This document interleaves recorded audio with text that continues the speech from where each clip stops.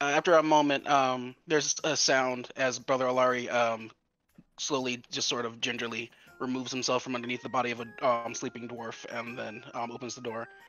Did I accompany?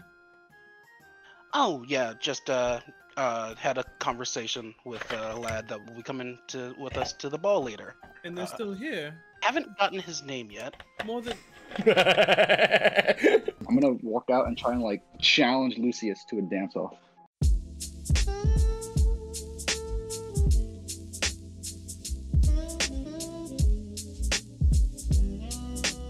Hey guys, there we go. Welcome along to episode 5 of Drathnor Keep, where we will be attending the Harvest Ball. Aren't you excited? I know I am. It's going to be wonderful, and as you will see, our party members are all bedecked in their best ball wear. We have no faces. Why do you guys have no faces? Did our faces get removed? There you go. Okay, we are all bedecked in our best of bull wear. So today, if you would please not only state who you are playing and what they do, but also tell us a little bit about how you appear at a ball and what your character thinks of a ball. We come first to Jamal.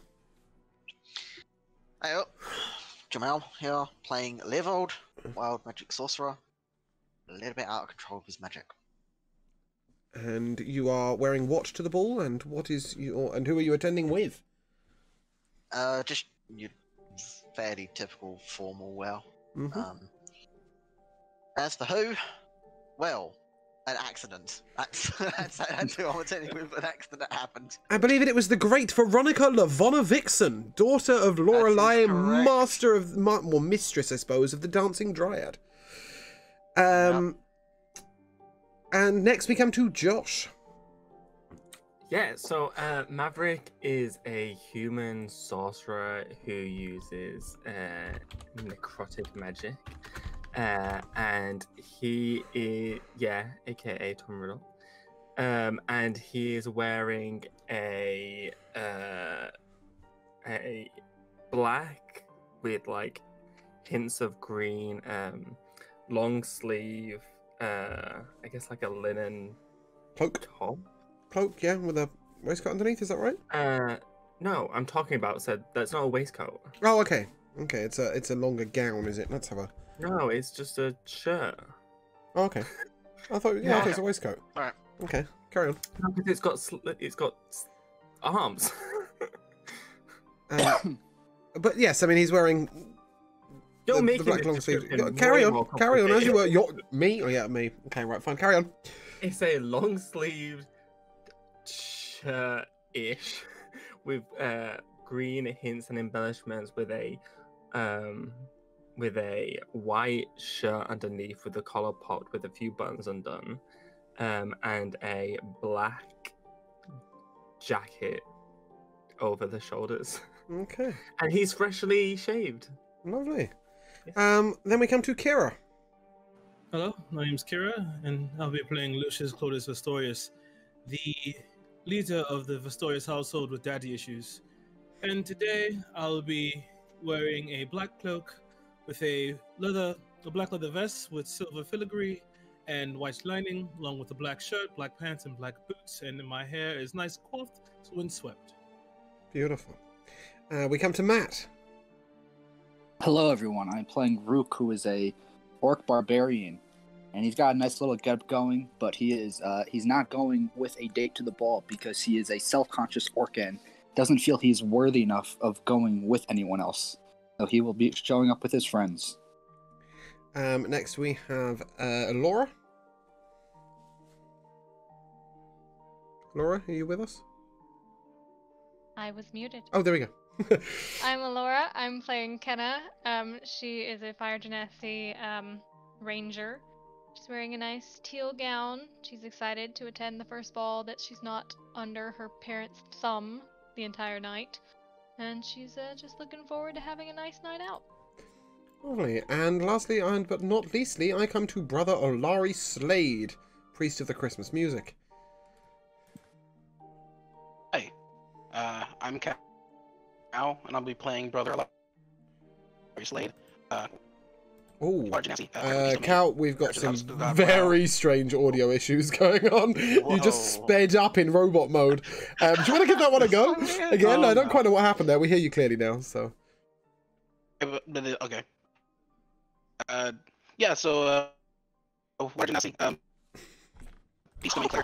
Okay, Alari, we have no idea what's going on with your audio. Try disconnecting and reconnecting from Discord. Brother Alari Slade. Can I just say, I was gonna take that. can I just say that yeah. sounds so friggin' awesome, even though that is incredibly It's weird. a nightmare. I love it, and it's It's a crazy. nightmare. So we have Brother Alari Slade, the Water Genasi Peace Cleric? Yes. Peace Cleric. He is not attending with a date, but loves a good party and is looking forward to eating and drinking. He is wearing a sheer, Joshua, dark blue / purple hooded cleric robe. And it seems to have gold embellishment, which is quite exciting. So yeah, that's us. This is our group for today. But we do not begin at the ball. We begin in the morning. The previous evening, you spent your time in quite the contrasting place. You were not at the ball, you were instead in the sewers, because that's where all good parties start. And you managed to defeat a construct, that is what it seemed, and 3 re-risen beggars who came at you in zombie form, and you found the beginning of a cultish situation. You didn't really know a huge amount, but you found a set of instructions that said, on the night of the... Excuse me. On the night of the harvest moon, the final sacrifices must be made. And as you knew, the harvest moon was 4 days hence. Today is the 27th, the night of the harvest ball, and the 31st is when, well, 31st of October is when everything goes wrong, really. So, we begin with you in a tavern, which is a bit confusing because we are definitely listening to some dance music. And in our tavern, you are all relatively asleep. Those of you who are elves probably rise first. It is approximately 9 o'clock in the morning. Arise, my party. Arise, my champions. Yeah, something like that. Good morning. Hello, God. Good morning. I guess I'll stand up, look myself over, go into the mirror, admire myself, and then remember what I have to do today.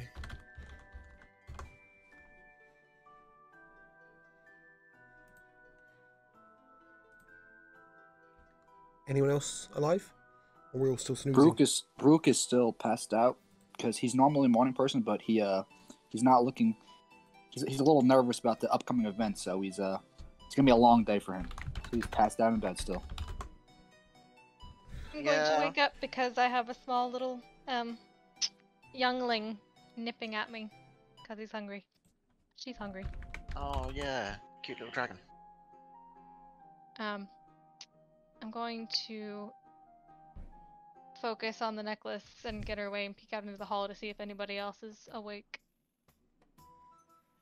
Good morning, Kenna. Oh, good morning. Want some coffee? Some Anything? breakfast might be nice. I'm probably going to have to take it in my room. Understandable. Anything for the little one? Specific? Well, don't know how suspicious it is if we keep ordering raw meat, but hopefully they don't mind.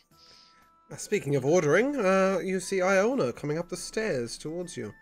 The young bar girl, and she says, oh, good morning, good morning. Breakfast in your rooms or downstairs today? I'll take mine in my room. Some fruits and perhaps some meat. Actually, a little on the rare side.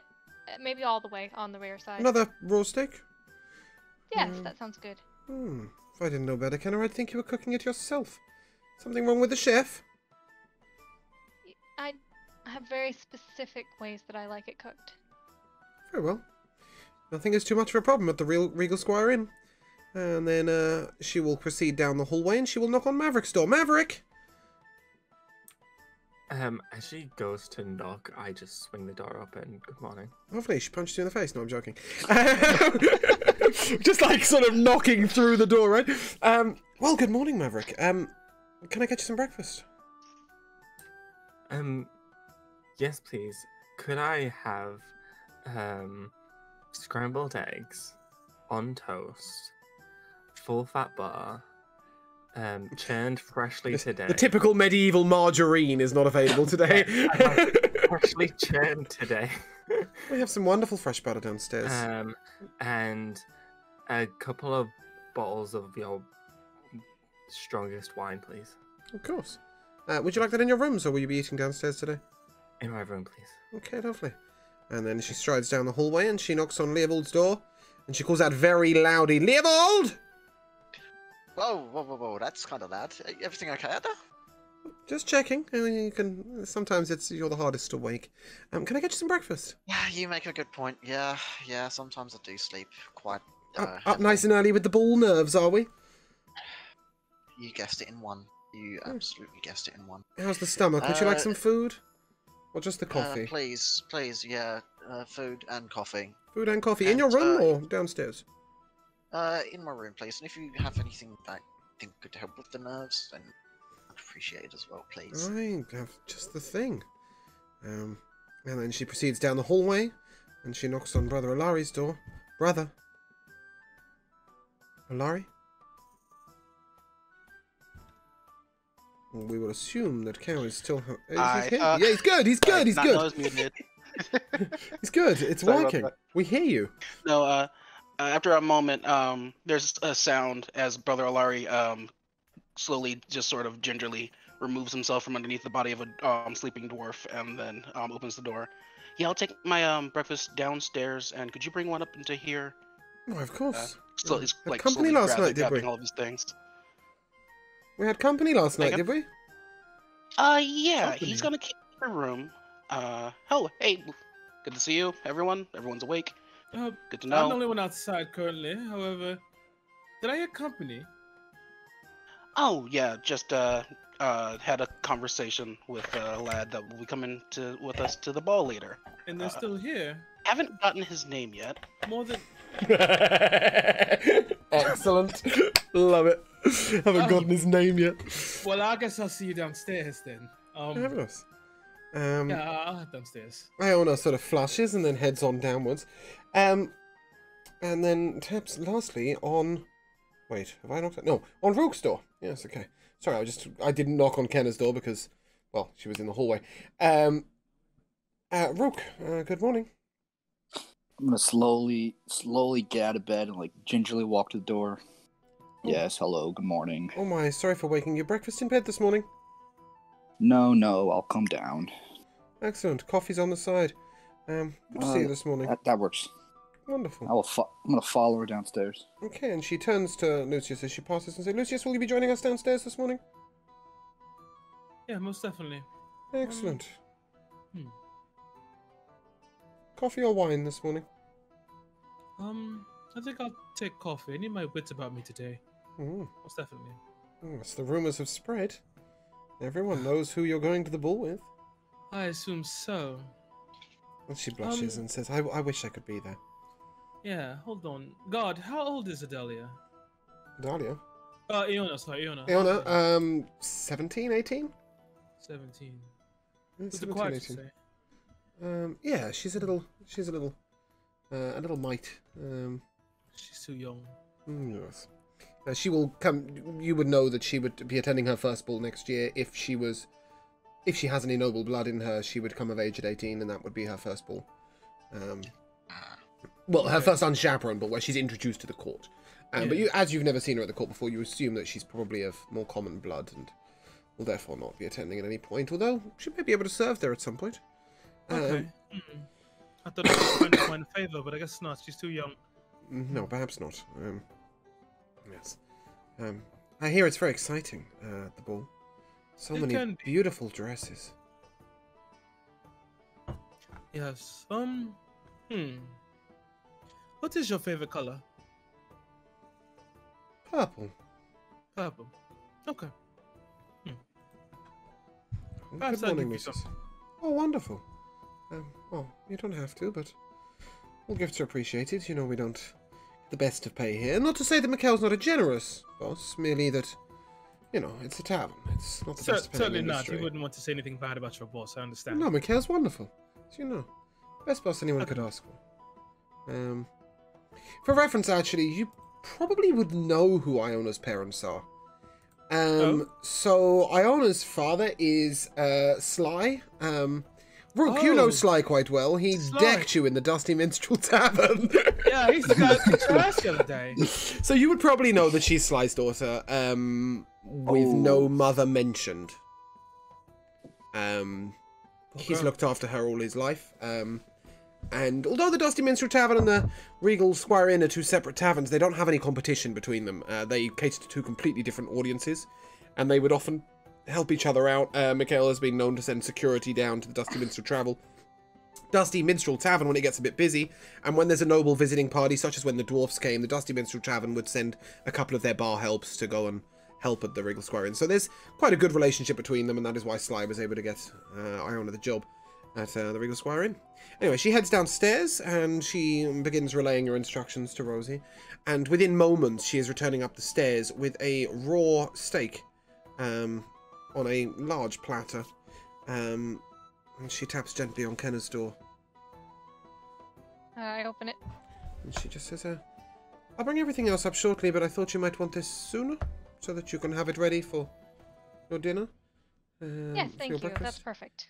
I will let you know. And she speaks very quietly here, and she says, well, I don't mean to be rude, but Rosie's been asking some questions. Is this, just between you and I, is this going to become a regular thing each morning? This raw steak of yours? Kind of narrow my eyes. She's trying to be confidential and friendly. At this moment, she's not suspicious. It's just appreciate the thought, and I know don't the mean to chef be. does his best, but Yeah.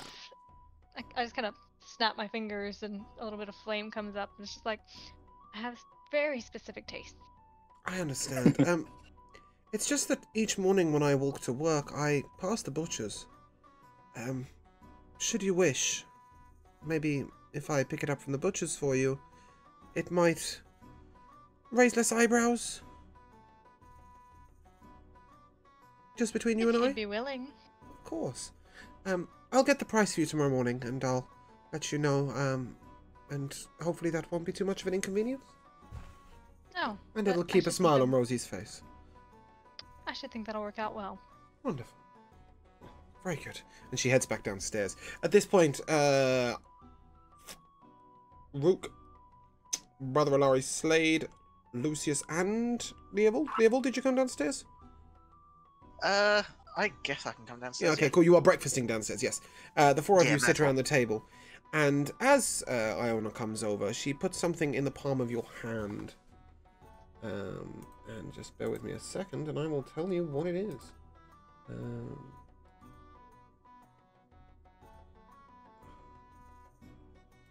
So, this is an amulet of oppositional emotion. Whatever the character's emotions are, the opposite is shown on his face. If he's sad, he will smile. If he's fighting, he will giggle. And more importantly, if he's nervous, the face of utmost confidence is shown. Oh, wonderful. Yes, no problem, no problem. What's there? So that's what she pops into your hand, and she says, just for the night, if you don't mind, it comes in very useful when customers are a little mean. So you can comfortably just relax and let yourself be. Well, you know what they say. Around customers, Iona's always smiling. Dislike. Yeah, that's a very good point.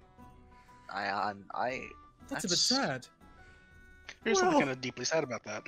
Yeah, but a girl uses her tactical knowledge when she needs. You can't tell me, Lucius, that you aspired all your life to serve as a tavern wench. Well, newsflash, neither did I. No, but I respect you for what you do. Not many people can do this. Give it a year or two and you should see me on the road. I aim to be a budding adventurer. Is that so? Oh. Yes. In fact, So you and I wow. may have trained in similar ways, Lucius. I have heard the rumors of how you fight. Perhaps you've seen my father fight? Yes. He's been training me since I was 6. Is that so? It is. Interesting. I'm hoping to make the pilgrimage to the Yaldo Monastery next year. Huh. Well, I won't say anything to take you off your path. However, you can't learn everything in the monastery. That's all. Hey, but even just to see it would be quite the adventure. It's a long journey. Oh no, you should go. Broaden your horizons, especially as an adventurer. A year at most, though, I think. Ah, The real world awaits. It'll do everyone some good. And perhaps when you come back, perhaps we'll have a spa. Ah, that would be wonderful. Look forward to it. But we'll I'm have to sure do it you'll in have private. plenty of We stories as don't. well. We don't want to embarrass the fine Lucius Claudius Vestorius in public. Is that so? Yes, You also yes. have your father's mouth, I see. She winks, and she pats Leopold on the hand and says, "I hope that tonight goes well for you. And if you're enjoying it too much, don't forget to take the amulet off." Okay, thank you. I'll keep that in mind. Okay. At this point, we are sort of reaching 10 o'clock. It's fair to say that Brother Alari's little dwarf and Kenna will have been, and Maverick will have been breakfasted in their bedrooms, and the group of you will be finishing your morning coffee. And a runner has come to the door, and is specifically looking for Kenna. Lady Kenna, I hope you don't mind. I have a note for you. Thank you. Who sent you? I think you'd rather I didn't answer that question. Very well. Okay. I take the note and I tip him a silver. Thank you. I'm really sorry, I need a name. There we go. So the as you open the note reads, behind the gaming tables, near the fountain, 11 p.m. Kieran. And that is all it says. Okay. Here. Yes, I mean, it's fair to say only Kenna has read this note, so unless she's reading it out loud, none of No. you would. Yeah. No, I didn't think you would be. None of you know who Kieran is or what Kieran is, and have never heard the name. Yeah, 10 o'clock in the morning. You've got about 8 hours before it would be appropriate to be thinking about getting ready, and you are due to collect Veronica Lavonovics and Lorelei at approximately 7 p.m. Very well. I'm going to take the time to scoot over by Rook. Yes, yes. You sure you want to go by yourself tonight? Oh, I'm not going by myself. I got all my friends with me. True. You do have all your friends with you. Well, we won't be around all night. I'll be mingling. Leovold maybe mingling or on a wall, one of the two. Not too sure. Maybe Maverick will be doing Maverick things. Sure. I can make some friends while I'm there. Well, I just wanted to let you know, if it comes to a point where maybe you're feeling too alone, don't get lost. Come find us. Well, thank you, Lucius. That's very kind of you. No problem. If anyone gives you shit, let me know. Alright. I'll let you all know. Okay. I just we'll hope have you back. I don't have to deal with that bitch Clementine. Oh, hold on.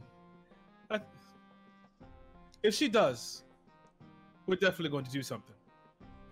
We'll figure something out. Yeah, we'll be alright. One more interruption. Iona comes back to the table and gently says to Leovold, the Lady Celine sends her regards and asks if you would meet her at 12 p.m. Is that midday? Yes. Right, okay. Is that midday? Right, okay. No, she wants to see you at midnight. Sort yourself out. Fuck the ball. You're having a lesson. Well, you never know, Celine, do you, truly? True enough. But the Lady Celine would like to see you in her chambers at 12 p.m. That's approximately an hour Okay. away. I can make that. Yeah, that's no problem. Okay. Okay. Before we leave the tavern, I believe one of you is holding the bracers belonging to Karnuk. Oh, you're correct. You're correct, Kenna. Is he around currently? Assuming that we wish to return them. If you were seen wearing Karnuk's braces in public and you were... yes, you'd be fucked. I'll just leave it at that. Yeah, Karnuk is in his normal seat, still drunk from the night before, head on table. He wants to do the honors. No, that's all right. Okay, I'll do it. So I'll procure the braces from my pack, and I'll walk over to Karnuk. Okay, you see him snoring upon the counter. I'm just gonna place them down. I believe these belong to you. Ah! Good morning. Morning? Why on earth would I want to be awake in the morning? Because of these, and I'm gonna point down to the braces. Holy shit! Yes, indeed. These are... He sort of takes them and he puts them in hand. He sort of almost pats them like a child. And then he slowly fits them to his upper arm, which is a strange place to wear braces, but each to their own. He's got short arms. And then he sort of locks them in place, and then he thumps upon the bar, and you'd see small dents in the bar. He goes, where did you find them? Well, my friends and I, we killed the thief who took them from you. There were some doppelgangers. Were the opponents? Yeah. You and your friends, or just yourself? No, me and my friends. I'm gonna turn and present them. I guess there's something to be said for fighting as a group. Let me... Mikhail! Mikhail sort of... Yep. What do you need? Karnuk says, you remember that axe? Would you get it for me? Yeah, okay. And he heads out the back and he goes over to where he clearly keeps Karnuk's things, because Karnuk doesn't even know what a bedroom is these days, and places a battle axe upon the bar. And this battle axe is wrought of mithril. It is gemmed red, gold, white, blue, right across the middle. The handle is slightly bejeweled, but you can see it's sturdy leather, and it's seen a little bit of use, the leather. And Karnuk says, gone are my days where I fight with the axe. I'm a shield dwarf these days. But this was given to me by somebody who, frankly, I lost a lot of respect for. In fact, are you attending the ball this evening? Indeed we are. All of us. Ah, you'll meet the prick. The guest this evening is... Fuck, shit. I know it's here somewhere. Karnuk, you okay? You had a stroke? Yeah, Karnuk has just lost all track of where it is in the notes. I know he's here somewhere. Oh, it's because I've accidentally spliced them over 2 pages. That's not very helpful, is it? It's on the line below. There we go. I was like, I'm sure I wrote this. Like, I know it's here. Yes, he's known as Bonego. Bonego Battleaxe of Arbandiel in Pozutno. He is tonight's guest of honor, I believe, at the ball.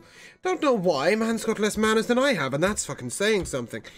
But, alas, he gave me this long ago for service to his citadel when I gave a shit, and, well, I prefer the humans nowadays, but, alas, I've no use for this, and, well, I do have use for these, and he pats his braces. I don't know if any of you fight with the axe, but, well, if you want to sell the thing, it'll fetch a mighty price. And if you don't, then, well, it's yours. Okay, I'm going to pick up the axe. Notice that I cannot carry it. Put it down. Turn around to Rook. Rook, I got you something. Oh, I'm going to look up because I was paying no attention and see what he's got. I'm going to walk over. Okay. This is, you take in one hand what to everybody else was a battle axe. But to you, this is no battle axe. This is a dwarven battle axe that to you is a wondrous hand axe. This is clearly a masterwork weapon. Forged in the dwarven citadels. This would even, despite not being magical, would count as magic. Mithril of the finest work and adamantine with you know, the finest leather hilt. It fits your hand like it belongs there. And this is a hand axe, effectively +1. But it is excellent work. And it's very balanced. You could definitely throw this should you wish. Throw it. Ooh. I'm gonna. I mean, you'd want to retrieve it afterwards, but Yeah. it's What's the range on it? it depends how big's your arm. Yeah, I mean, you could throw it a fair way. Probably as far as you could throw a javelin. It's fair to say. Ooh, cool. All right. Happy Harvest Day, Rook. Thank you very much. I'm gonna put this to great use. I hope so.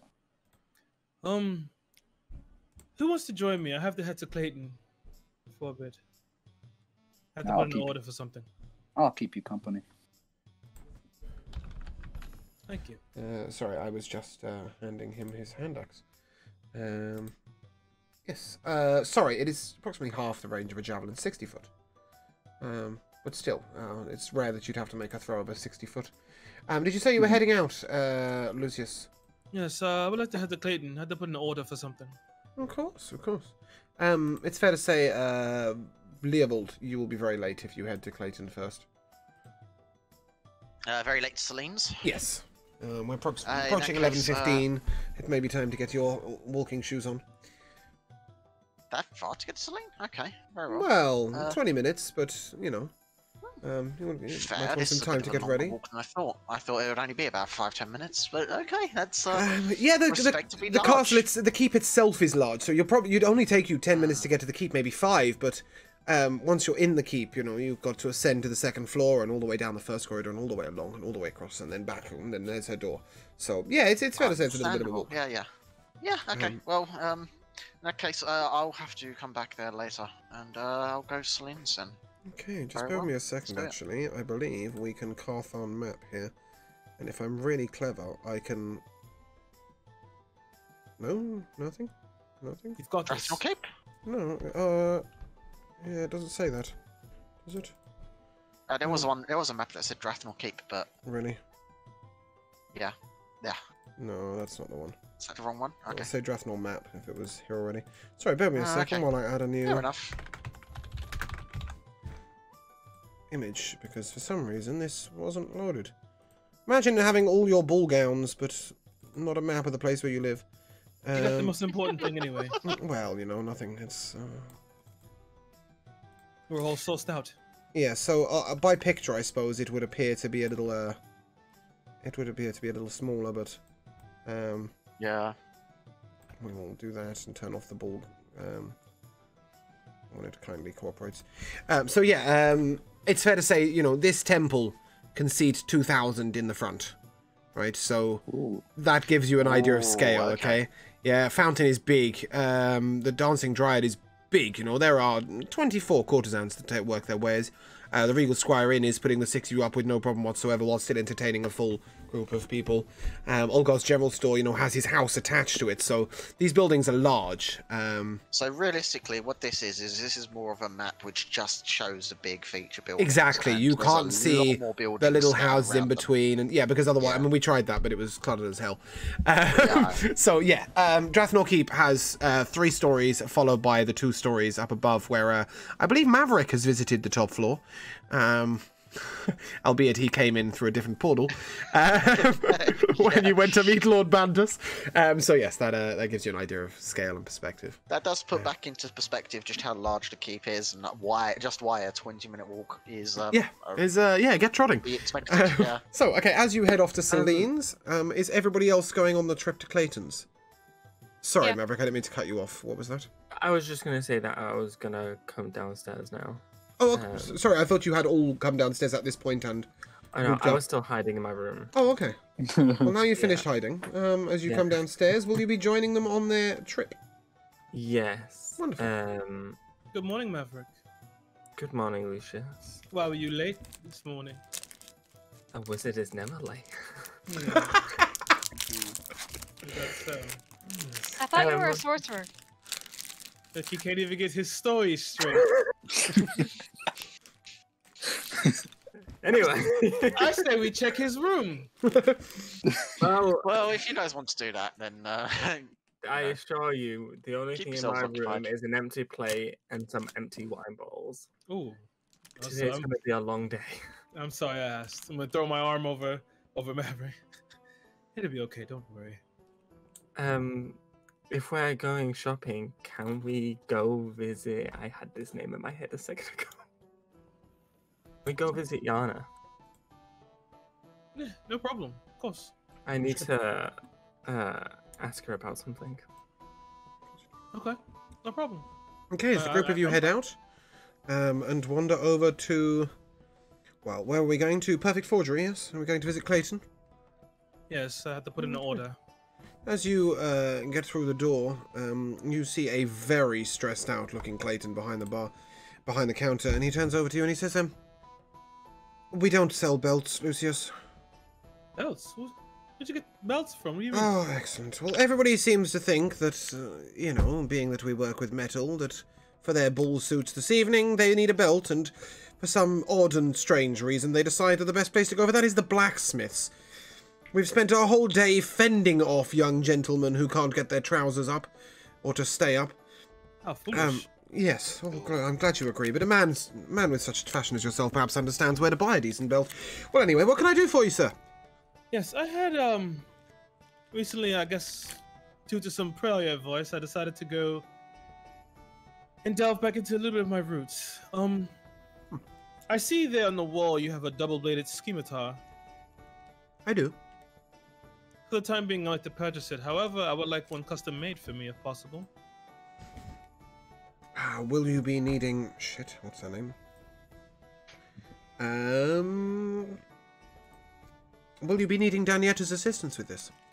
Or just your regular metal? Just a regular one for now. Okay. I'll probably see Danietta later. Mm-hmm. And what is particularly custom about this? Oh, the look. I'm assuming, and I'm talking to God currently, the scimitar that's on the wall is basically like a black hilt silver blades. No, this would be a brown hilt. Okay. Excuse me. Well, Need to go chocolate bar on stream. I'm starving. I don't know why, I've just had a pizza. no problem. Currently the one I'm looking for, I would like my blades to be black with gold to the center. Black hilt with a nice long, like black fabric, silk perhaps, a little silver filigree. Lucius, you are aware that we make weapons that actually work in combat, yes? Oh, don't worry, it'll definitely work. Don't worry. Well, the gold's no problem. Although you know gold is a flimsy metal and and is not good for the center of a weapon. Perhaps only at the top and the bottom, so it appears to be going through the center without. Precisely. Okay, excellent. That'll mean an adamantine core, and then the black metal. We can probably cover it in steel and leave the diamond tip on the bottom. Would that work? Yes. A complex work, all for the sake of looking good. Well, I always have to be on brand. You are aware that this is going to cost you more than it would cost you to buy a magically enchanted one from Danietta. Danietta has them, actually? Well, I would simply give the scimitar you see upon the wall, for example, to Danietta, and she would enchant it for you. That alone would cost you less than purchasing this, well, frankly ridiculous work you are proposing, but...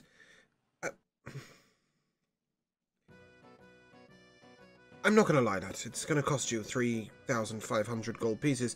However, if you... And that is merely for the materials. I'm throwing in the work for free at this point because it's an interesting experiment with materials. If you wish to speak to Danietta first, she may have a simpler solution. Okay, I'll do that. I don't know if you've seen this, he says. And he pulls out a greatsword. This is a huge greatsword. And he shows you the hilt and he says, here, stare at it when it's upon the table. Oh, I'll do so. And as you stare at it, a black silk handle, long, curved, arrives instead of the original handle you said, and then he says, look away for me for a moment, lad. And he turns to Rook, for example, and says, Rook, stare at it for me. I am staring right at it. Okay, you see it change to a lion's head as the base, with a thick, leather binding. He says, "You see, the thing is with Danieta's enchantments is they also allow the sword to appear to the user how they wish it to be perceived." Lucy, so- you see this? This is interesting. And so, if you have this sword upon your hip, Lucius, and you know how you want it to look, and you were to say spend a little time getting familiar with the magic, then everybody else will see it the same way. Now, I don't know that Danieta will do just this as an enchantment, but what's wrong with a weapon that works better? And for less gold. So perhaps you should speak to her. Perhaps you're right. Okay. Thank you, Clayton. You've always been a friend. No problem. Clayton, I had a question myself. Of course. What can I do for you? I'm gonna pull out my javelins that I have and say, see, I have these little things here, but I see that you have a javelin of lightning. And what exactly? Well, you see, the javelin of lightning is. I'm not going to lie, Dad. I wouldn't throw one if you paid me. But that's perhaps not my thing. I'm a little more gentle. But when you speak its command word, and I won't tell you that now because, well, we don't want to blow the place up. It instead is a bolt of lightning itself, and you throw the exact bolt of lightning. It is quite mighty. You have that available for sale now? I do have one, yes. As I said, you need to be careful when you throw it. These are usually thrown by those who are directly attuned to the slightly more magical arts or lightning arts. You may be able to throw it, but as I said, you know, you may also find yourself, well, a bit like I was, thoroughly shocked, to be honest. Well done, Clayton. Well done. All right, I try. Maybe I'll stay. Maybe I'll stay. So, for reference, thank you. let's. God is going to interrupt.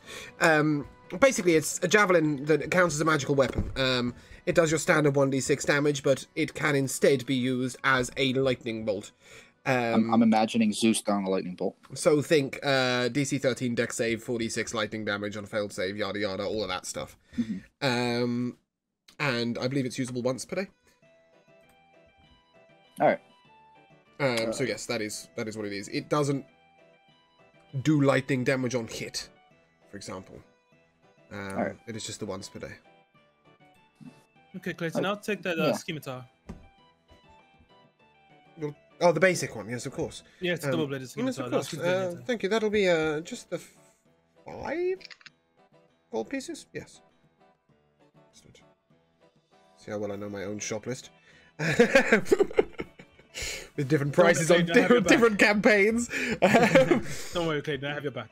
Excellent. Yes, 5. And, well, I don't know if this will help you, but, he reaches under the counter and he pulls one out that at least has a black handle instead of a brown one. Clayton, you're beautiful. Let no one tell you otherwise. Oh, that's, I hope to be hearing that this evening. Oh, who are you taking? Well, you know, I did hope to take the Lady Lorelei like somebody else, but instead I thought it might be more prudent to take my wife. Oh. Well, yes. Of course. He winks at her. Yes, probably for the best, eh? Probably for the best. Yes. Because you have some fine items in this shop that wanted to be used on your head. Well, that's what we've got Vaughn for. He'll stick around and man the shop and make sure I don't get hit by any of these objects.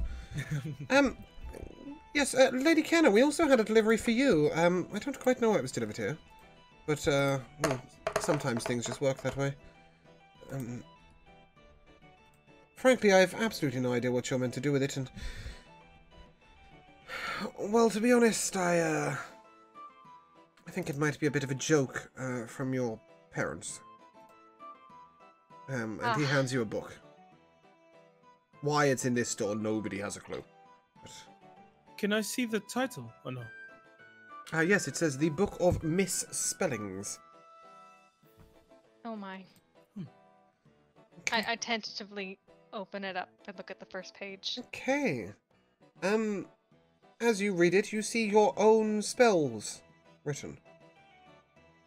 But each of those is misspelt ever so slightly. So, when you read it, you see Reduce Flame. You see Stormaturgy. You see Burnt Hands. You see Endure Wounds. You see Reject Magic.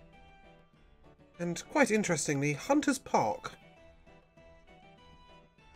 This is a book of misspellings. Allow me to give you the full description. This is a cursed item, should you attune to it, that lets the DM change one letter of any spell cast by the player for the next 2 to 4 days, for an entirely different effect. Creates some hilarious spells, like Scone Skin. Oh my god. So, do with that as you wish. Thank you, Clayton. And I'm just gonna drop it in the haversack Okay. without touching it more. Yeah, it is fair to say that it will only cursed by me. It's not that you have to attune to it or anything. It's just, should you wish to cast a spell using it, then find out what happens. But think carefully. There are many strange changes of spellings to be made. Anyway, well, that joke aside, have an excellent day, and good luck with Danietta, Lucius. If you do find that you cannot get what you want, I'm more than happy to make that experimental sword for you, but as I said, the mere cost of the parts will be quite extortionate. Understandable. If I get the money and I'll probably come back and maybe still do it because Correct me if I'm wrong. I thought you punched things. I do punch things. But I also, and I'm gonna flip around the scimitar. I also have abilities with a blade. A rounded fighter. We could say the same about Rook, but we'd be using a different term of the word rounded. Hey, watch yourself. I'm sorry. I mean, look at myself, and he sort of points towards his humongous gut. He says, surely one can make a joke to one who is at least round around the chest instead of the belly. I mean, All right. have you seen that picture? It was a good one. It was a good one. Okay, well, have an excellent day, and enjoy yourselves at the ball tonight. I hope to see you. You too, Clayton. I guess I'll find the time to... Oh, and I'll also wave goodbye to Vaughn. That would be rude. No, Vaughn's just he's a bit of a dolt. So, should you be headed to the most potent potions? Yes. Yes. Where have we hidden most potent potions?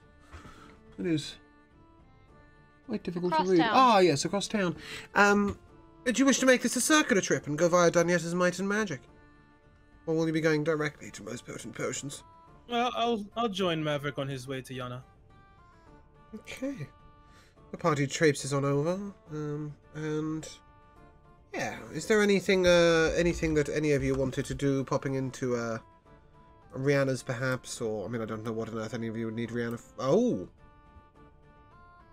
yes, I apologize. This morning, in your rooms, as you woke up, you will have seen your ball clothes for this evening being laid out for you. I completely forgot that she was delivering them. I was expecting you to pick them up. Yeah, so those of you who hadn't already ordered, those are now given to you. Okay, so if we're not popping into Rihanna's, and we have no need to pop into the Velvet Pearl, let us head over to Danietta's Might and Magic. Unless any of you wish to stop at the bookshop. Nope. I feel like some of you are currently looking at the names of the stores and thinking, hold on, there are more stores on that page than there are on our spreadsheet. Things like the bookstore and the Velvet Pearl, which is a brothel. Not a courtesan's house like the Dancing Dryad, but a brothel. Cabbage and Tater, which sells your standard food stores. Is there anywhere else that we haven't mentioned? No, I think that's everywhere that you wouldn't previously have known. Yes, so Bardic Tales is your bookstore. Are we headed into Danietta's? We have to stop at Yana's, correct? Oh, we're going to Yana's first. Are we going directly across? Okay, fine. As you head over to Yana's, well, that's an interesting one. We will resume with Leovold, Leovold, you've just had a dagger dashed at you from the halls of the keep. Because I rolled a 1, and I was like, well, he's not here. Let's turn to him. You take 4 piercing damage because, well, halflings don't like you. You bastards! Yes, That was a smooth transition. Gods! Yes, it caught me by complete surprise. When I rolled the 1, I was just like, shit. Yeah, so you are just outside Celine's door. It is midday for the lot of you. Not midnight, just midday. Thankfully. Lovely. Yes, would you like to knock? Just before, I'm going to reach into my pocket and pull out my my particular focus. Mm-hmm. Just take it in my hand for a few moments, gather my thoughts and collect myself and calm my mind. Okay. Take a few moments and then place it back in my pocket and then knock. The door opens to a picture I put in the wrong place, I guess. Sorry, there we go. To Celine, as you have not seen Celine before. You have seen her in this stance, but she is wearing a dark blue ball gown, low cut, slit up at the side, floor length, sparkling shoes. Her hair is pristine. Her room is completely clear other than one large mirror. She wears a fine diamond necklace around her neck, and a small tiara in her hair with her hair bound back delicately. And she looks absolutely stunning. And she says, "Oh, Leovold, I'm sorry, I got distracted. Oh, please, come on in, take a seat." And she sort of waves her hand, and the chair appears. Celine, what's going on? This is Yes, incredibly... I'm sorry. Just give me a moment. With that, she steps through her mirror, and is gone. And within a couple of minutes, back she steps, and she still looks like Celine. She's not the eccentric old lady that you see around court, but she is wearing a traveller's top and a pair of breeches. She's still got her hair done beautifully and her makeup. She says, "Well, you know, given my situation at the court, I do miss the bulls of Jestern and rubbish. I do miss the bulls of Garena. But I was just playing. A lady's arrogance and immodesty. I apologise. Right, I wanted to talk to you. How are you doing today?" Struggling a little, but not really more than the average, just in a slightly different way. Okay, and have you attempted to use your magic today, Leovold? I have not attempted to use my magic yet. Well, let's... If I may, and she gestures towards her walls, and they sort of appear to be made of some form of steel. She then says, "If I may, would you mind... Just, let's start nice and easy. Perhaps a prestidigitation." Okay, I can do that. Yes. I will create a sort of 5-pointed star symbol upon the wall. Okay. Just a very basic. And she sort of nods to herself and says, "How are you feeling about the ball? Understand you're going with someone." Very nervous. I kind of got myself into a situation I didn't really intend to go. I didn't really look to go with anyone. No, you were approached by Veronica Lavonovixen, weren't you? Minor illusion, please. Yes. I create an illusion of a chair in an empty space within the room. Just a very basic small chair, just a stool and such. Okay. Very good, and I don't mean to pry, but this is your first time attending the ball with a girl. And as she says that, she then immediately follows up with, "And a magic missiles at the wall, if you will, please." Oof. Very well. Magic missile. Just slamming into the wall. Just your regular 3 missiles. And let's go with 1 base for spell and then 6 for the anxiety. Oh. Okay. How bad does this happen? Yeah, bad. No, actually, very No? mild. Let's just Okay. bring up the sheet real quick. I wasn't quite expecting this to go quite like this quickly. What happens to us? Sorry to turn the cameras off for a moment. Josh just needed to switch his off. Okay, I need to make a con save. Excellent. Oh, no. Please do. Con save against my DC. Oh, nat 20. Okay. I take a moment, steady myself. I'm very woozy and weak on my feet. I fall to my knees and start clutching at my chest, looking rather uncomfortable. Ah. Well, That wasn't fun. she not lays her hand pleasant. on you. You are given the effects of a long rest. Yes, the Thank music you. has been very convenient in this moment. I like it. Well, perhaps no magic at the Nausea's ball. not fun. Sorry? Perhaps no magic at the ball. Perhaps not quite yet. And then she casts calm emotions on you. Thank you. Thank you. That sounds like a good idea. I'll lay off the magic for today. I will be there. But just in case you really are losing it, Daniel and I hope you don't take offense to this, my boy, but we've designed something for you. Oh? And she hands you a ring. Okay, what's And this ring quite say? simply, she says, you put it on your finger with the gem facing towards, so inside of your hand, and you see one small green gem inlaid. Just quite simply, if you place your thumb upon the gem of this ring while it is on your finger, you will suppress all magic ability until you let go. I'm not upset. I'm not offended. That's a fantastic idea. And, yeah, I respect that.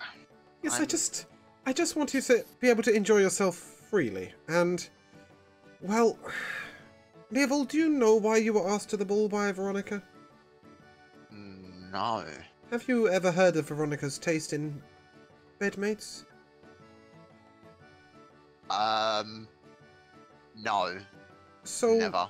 I hope not to disappoint you, lad, but this isn't a date. Veronica prefers the ladies, if we will. That's a relief. However, there is somebody who you haven't met who I can't imagine is not involved in this plan of hers, and honestly, I did try and persuade her out of it, but without revealing the fact that I knew. It's... well, her brother is very interested in your magic. Not in your personality, but in your magic. Excusez-moi, s'il vous plaît? Well, you see, the Lady Lorelei and her children are originally from... Get the notes up, James, before you start speaking. Because suddenly words that I know go away. Originally from Akana, the land of the Genasi. Okay. They are not Genasi, but they are from the land of the Genasi. And, well, sometimes the Genasi, when they lose control of their powers, well, let's just say that the effects make the chicken coop seem like a pleasant day at the beach. Oh. And, well, Lorelei's husband was indeed a Genasi. Okay. And I say was because, well, when he lost control of his magic, he also lost himself. And their other daughter. Oh dear. Yes, and therefore her brother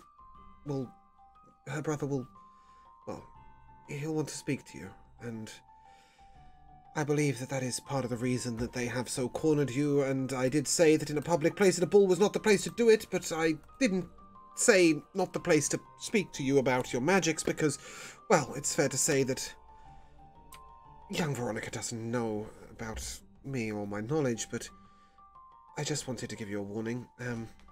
And the ring. So they're likely to be causing trouble there as well. Or at least, no trouble, child. Just curiosity, and curiosity from a heartfelt and good place. But, well, okay, so I understand that this is not going to be the most calming of experiences. I wanted to make sure you had an answer. Well, thank you for the forewarning. At least it's good to know that their intent isn't outwardly malicious and hostile. Oh no, and Veronica is very fond of you, but I think she would rather go shopping with you than sleep with you, if you don't mind me saying.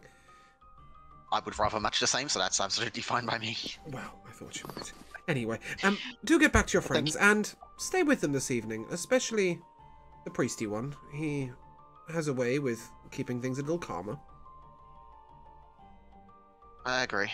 And Brother Alari is always the wonderful person to be spending time with, so yes. And perhaps sounds he like a very good move. may be relevant to answering some questions for Veronica's brother as well, given his heritage. For those of you who are sitting there completely puzzled, Brother Alari is a water genasi. And it's a fire genasi. Wait, what? No, but like for those of you who just sort of looked a bit puzzled, yeah, he's a water genasi, so he would know of the heritage of Akana and stuff. So, anyway, so we are going to leave you there, Leopold. It's fair to say your meeting comes to an end. She maybe does a little bit more magic, playing with you, a little bit of a lesson, and we will resume with Maverick and Lucius and Brother Alari and Rook, and Kenna. Sorry, I don't know why we left you behind. Who are out shopping, and you have just arrived at Yana's shop. And there she is in her strange jungle-like room with her potions and alembic tools all over the place. She says, no, we are sold out. Oh, sorry, you're not returning for that. Maverick, what can I do for you? Don't worry, I don't want a love potion. I was actually wondering if I could speak to you privately. Why, of course. She gestures towards a small room off to the side, where she does consultations, and as she does, the rest of you see what appears to be a pixie, or perhaps a dryad, perhaps a wood sprite, come up from under the counter and sit upon the counter. Maverick, she brings you into the small room, and she says, what's troubling you, Maverick? Nothing troubling per se. I know it's not necessarily your forte. But I was wondering if you could craft poisons.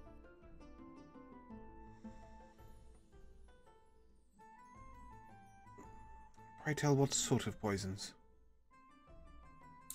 Nothing to kill, but if possible, come close. I think it's fair to say that I could, but I don't. The only time I have done this is for somebody who wished to fake their own death. Is that something you were considering? No, Right, I will pretend this conversation never happened. Perhaps you ought to speak to Gregorius. He has some more nefarious sources, if I might say. Yes, I'm a healer by trade. I cannot partake in this sort of activity. Gregorius runs Magical and Magnificent, the magical item shop nearby, but he is known for his contacts in the trade industry.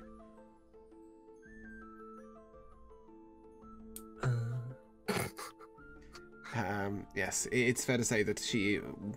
But he doesn't sell potions either. No, he doesn't, but he'll be able to locate somebody who can. She is a healer, and this is perhaps not her... Not worth her soul is what she is. She didn't say she couldn't, she says she wouldn't. Oh, sorry, wrong map. Yep, if you would, yes, like to come back out. Oh, for goodness sake, find the damn map, boy. Nope. One of these is the right map. I don't know what I've done with it. Oh, it's right at the top. Look at that. There we go. So, yeah, she sort of gestures you out, and she turns around to the wood sprite upon the counter. She says, "Oh, Vagrus, down! What have I told you about showing your face in public when people don't know of you? Well, never mind. Up you get again. Best explain. Vagrus here is a wood sprite, and he helps me collecting some of the more difficult to reach ingredients from the forest. And well, we've become good friends, and he wanted to study the arts of the alchemist." Potion alchemist. Oh. So he's also studying. Yes. Yana, Yes? are these classes for anyone? I've been known to teach. It would be a whole evening for yourself, followed by a whole day. Approximately about 12 hours overall. Oh, when do you have time? I would love to come learn. Well, as I said, I'm currently teaching Vagrus here. Perhaps a week or so? Okay. Because you were traveling with, for Master Carcoon, were you not? That's not his name, is it? I've just pulled that out of nowhere. Korkan, there we go, Master Korkan. Yes. You were traveling to Teluria for him, were you not? Yes, we're going to be. We're going to be. Yes. Perhaps on your return. But in the meantime, perhaps you would like to experiment a little yourself. And she hands you a set of alchemist tools. Oh, thank you very much.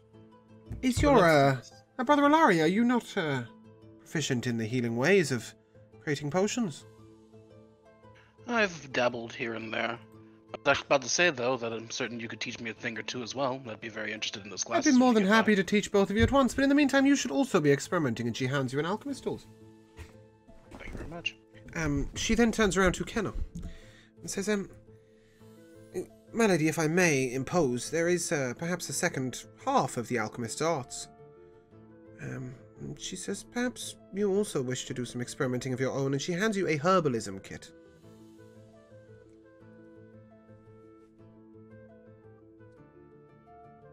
I think you're muted, Alora. Well, thank you. I don't know much about this. I don't suppose you could give me a heads up of what it can be used for. Yes, I can give you a brief explanation, if we consult our, if I consult this book here, and she picks up her, Dungeons Master's, 5th edition guide, and she reads you, clippers, mortar and pestle, pouches, vials, used by herbalists to create remedies and potions. It is more to allow you to add proficiency bonus to identifying herbs, and you will need to make this to make antitoxins, or potion of healing. It is a little like an alchemist's kit, but alchemist supplies, but less varied and more concentrated in use. It is also fair to say you would be able to clip herbs appropriately for others who wish to use them in alchemist's potions. Perhaps you could teach me how to use this at some point. Well, I must be honest, I do very little of my work myself because, well, she holds up her hand and she goes, "You see these fat fingers? Not much use with the herbs, believe it or not. It takes one a little more dexterous and rangerly. Have you met our local forester?" You definitely met the local forester, by the way. But of course. Yes, perhaps. I am very familiar with he, she. Him. Yes, you would, this is, Wilhelm's father. Wilhelm you would know as the noble in court. Wilhelm's father is called Siluran. That's Siluran. There we go. I was just looking for... I'll put it next to his name now, so I've got it in the right place. Siluran is the local forester. He would be in charge of, you know, keeping an eye out around the keep and any hunting parties to the lords, etc. Siluran would be the huntsmaster as well. He's got a small hut just outside of town. The opposite way to the McGee's. It's sort of over here. For those of you who are looking. So yeah, she suggests that perhaps he would be a better teacher and a faster teacher with the herbalism kit. Thank you. No problem. You're all going to the ball this evening, then? Most definitely. And not one of you asked me for a love potion. Well, that's wonderful. I'm glad. Although some of us have already purchased one.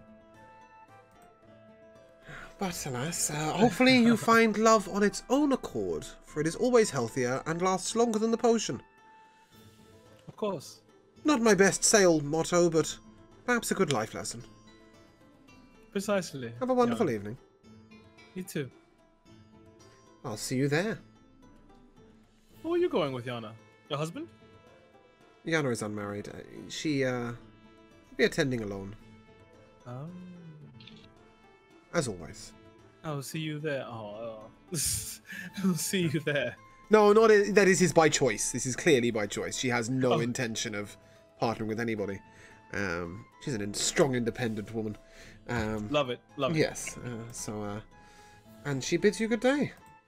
It's fair to say at this point, as you come out of most potent potions and you walk to the centre of town, Leovold, you would encounter your friends at the fountain.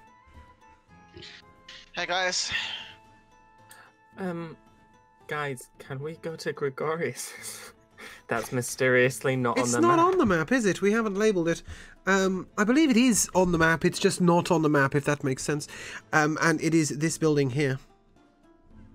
Oh, no, sorry. It is this building here, and it's just behind the wall, and that's why we didn't label it, because it was really awkward to label, and then we forgot to fix it in the end. Right. Yes, it's There there. are a lot of excuses there. Well, I should have been leaving Dogmom to it instead of getting involved. Shout out to Dogmom, by the way. Excellent work on the maps. Good work, lad. Right, Leovold bumps into your party. Hey guys. Did you go pick up your suits yet, or are you They were delivered. still waiting on us? Well, they getting were. delivered. Oh. Yeah, Right, they're okay, back at the fine. rooms. I just hope no one goes in and steals them. But I'm pretty sure Mikhail will keep everything on lock and key. Yes, okay. Oh, Just of like course, Carnot's of braces, course. they will be utterly secure. Oh yeah, no doubt. No Most doubt definitely. whatsoever. Because if I see someone walking around with my suit, I'm dropping them. They are definitely not going to be walking afterwards. That's for sure. Not at all. The only way they're getting away is on a stretcher. Maverick asked to visit Gregorius's, if you guys are okay with that. You would also be very close to Danietta's might and magic. Whatever he needs. Did you want to pop into Danietta's on the way? Sure. It should be fast. Gregorius the Unlabeled. We forgot about him. I'll fix it afterwards. Yes, okay. So as you head on over, Glorious, huh? yes, Gregorius is known for his magical items, and he's a bit of a fraudster in that he doesn't create any magical items and doesn't really have any magical talent whatsoever. So as you He enter, just flips them. you He see sort of isn't he's much. wearing a deep, mysterious cloak, and he's got all the sort of charlatans' necklaces, and just says, "Oh well, hello, hello. What mystical and magical items are you looking for today?" Oh, hey, can I speak to you in private, please? There is no need for today. there is no need for privacy here. Anything you can ask me, you can ask in front of your friends. I'd rather not. Ah, well. And then he takes you see him surreptitiously reach into his pocket. He's trying to act very surreptitious. And then he waves his hand in a grand gesture and mutters under his breath as he activates his wand. And he creates an orb of silence around the two of you. He says, yes, Maverick, what is it you wanted to know? Is that an actual thing? It is, yes. Okay, I thought you was He's duping me. warding... No, he's warding an area with silence. Okay, cool. So I was wondering if you could get me a potion. Potion? I mean, a poison. Poison? Ah. Alas, you warned me. You come to my shop, and what you're really seeking is my supplier. Well, this depends. Is it something of the more standard nature, at which point I can get my hands on it quite easily, or is it something of more nefarious needs? I mean, that depends on what you usually have. I have your standard potions. These are sort of your applicable 1d4s, 2d8s, that sort of stuff. No, I need something very specific. And what exactly would you like? I need something that can bring someone close to death. Ah, the ever-sleeping draft. It is known to me. and I do know somebody who can create it, but, well, let's just say that these contacts are a little darker. If you can come back to me at night, perhaps I can take you. What, tonight or another night? Nay, not the night of the ball. Even I will be attending the ball. But perhaps tomorrow night? Sure. Any time after midnight. Who are you going with? The ball? Well, some colleagues. He means others in the magical arts, but it's fair to say that he is being a bit hedgy here. He's hedging. Trying to be a bit vague, trying to fend you off a little bit. It's not a question. All right, well, whatever. I was only, being polite. Yes. Well, may I drop this circle? It is a little inconvenient if the door should go. Yeah, sure. Kind of surprised you could do it, but sure. Okay. And with that, we shall take a short break. Welcome back to episode 5 of Eldessa. And we have decided that the music has stopped. Well, that's a really sad mistiming, wasn't it? Sorry to kill the cameras off for a second. I really didn't think that was going to be possible today. I queued up 5.5 hours of music. Goodness knows what the doc is doing. Is it still muted on Streamlabs? No. There we go. You should all hear the duck. I hear the duck. And we are returned to our ball music. So, we visited Danietta's briefly on the way back, and she let you know that your double-bladed scimitar +1 in any style you wished would cost you 1,500 gold pieces. She also said if you were willing to acquire some of the materials yourself, specifically she would need a diamond and a sapphire and a pearl. This might make your life a little quicker and easier, but purchasing these would make the price higher, not lower. But if you were able to locate any of these items, you would be able to cut the price significantly. Okay. Great. Okay. As you head on back to the tavern, when you get there at approximately 4:30, 5 o'clock in the evening, you have been offered a small light lunch, or late lunch, I think it's fair to say. Very light, a few sort of canapes, if so, before your evening at the ball. And you would ascend to your rooms to get ready. And I think it's fair to say that the first person ready is probably Brother Alari Slade. Brother Alari, as you come down in your ball-dressed regalia, you see various other people floating around the tavern, also getting ready for the ball. And 2 of these are people that you would know of but not know. First of all, Lord Bonego Battleaxe. Despite staying at the keep, has come down to the tavern for a few pre-ball drinks, and he is dressed in full shining armour, of course. And you would know of him, but not know him specifically. And also there is a tiefling that you would know as Master Kurkan. And give me a perception check. Can do.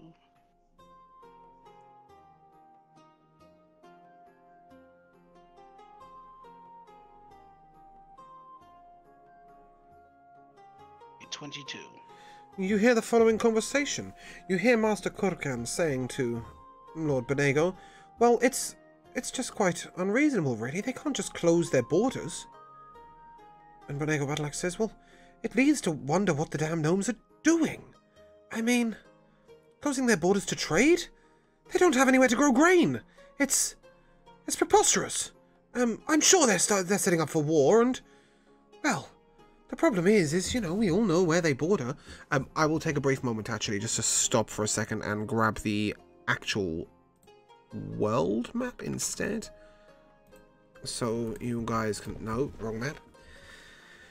Knew I was going to do that. There you go. Eventually I'll be able to grab this picture. There we go. I'm just going to put this over there. I know it's under the overlay for some of you, but just so that you guys can get an image. So you would know the gnomes are from Luvella. And Luvella, although it borders Karat, they wouldn't be able to form war on them. The river that leads through the middle is almost a mile wide. This is not somewhere you invade. And as such, there's been peace on their borders for, well, all of time, basically. And whilst they could wage war on Jazook, waging war on Jazook is typically a little silly. Jazook is home to the Tundra Barbarians and the Aarakocra, and the only thing that keeps them from, well, being quite a lot worse in effect for everybody else is the constant fighting between the Aarakocra and the Kenku, and the Aarakocra, Kenku, and the Tundra Barbarians. So, if Luvela is preparing for war, if they were preparing for war, the implication here is that it will be on Halgania. So anyway, Korkan responds, or it could be that they found something wonderful and magical that they wish to hide from everyone else. I mean, that's certainly a possibility, and not to mention, you know, I mean, Pozutna stands with Halgania in between Luvela and them. I'm assuming you would stand with us. And Bonego says, well, you know Albarian will always stand beside you. Such good partners Halgania have been to us, but this is a conversation we should be having with the king, not with a mere minor diplomat of a minor backwards keep. And Korkan sort of looks a little offended and says, I'll have you know that my power is far greater than it might appear as being part of this keep. Mighty lords rule this keep, and believe me when I tell you they have the king's ear. And may I remind you that should Luvela invade Halgania, it is Drathnor Keep that stands on the border, not Garena.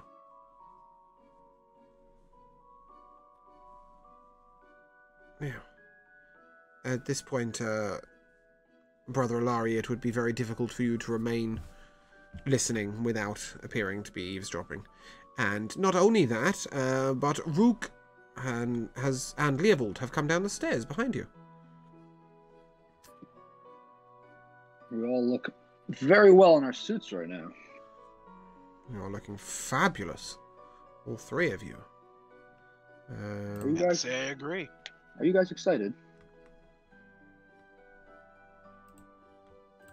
It's a party. I feel alive when we go to a party. Do we know how we're getting there?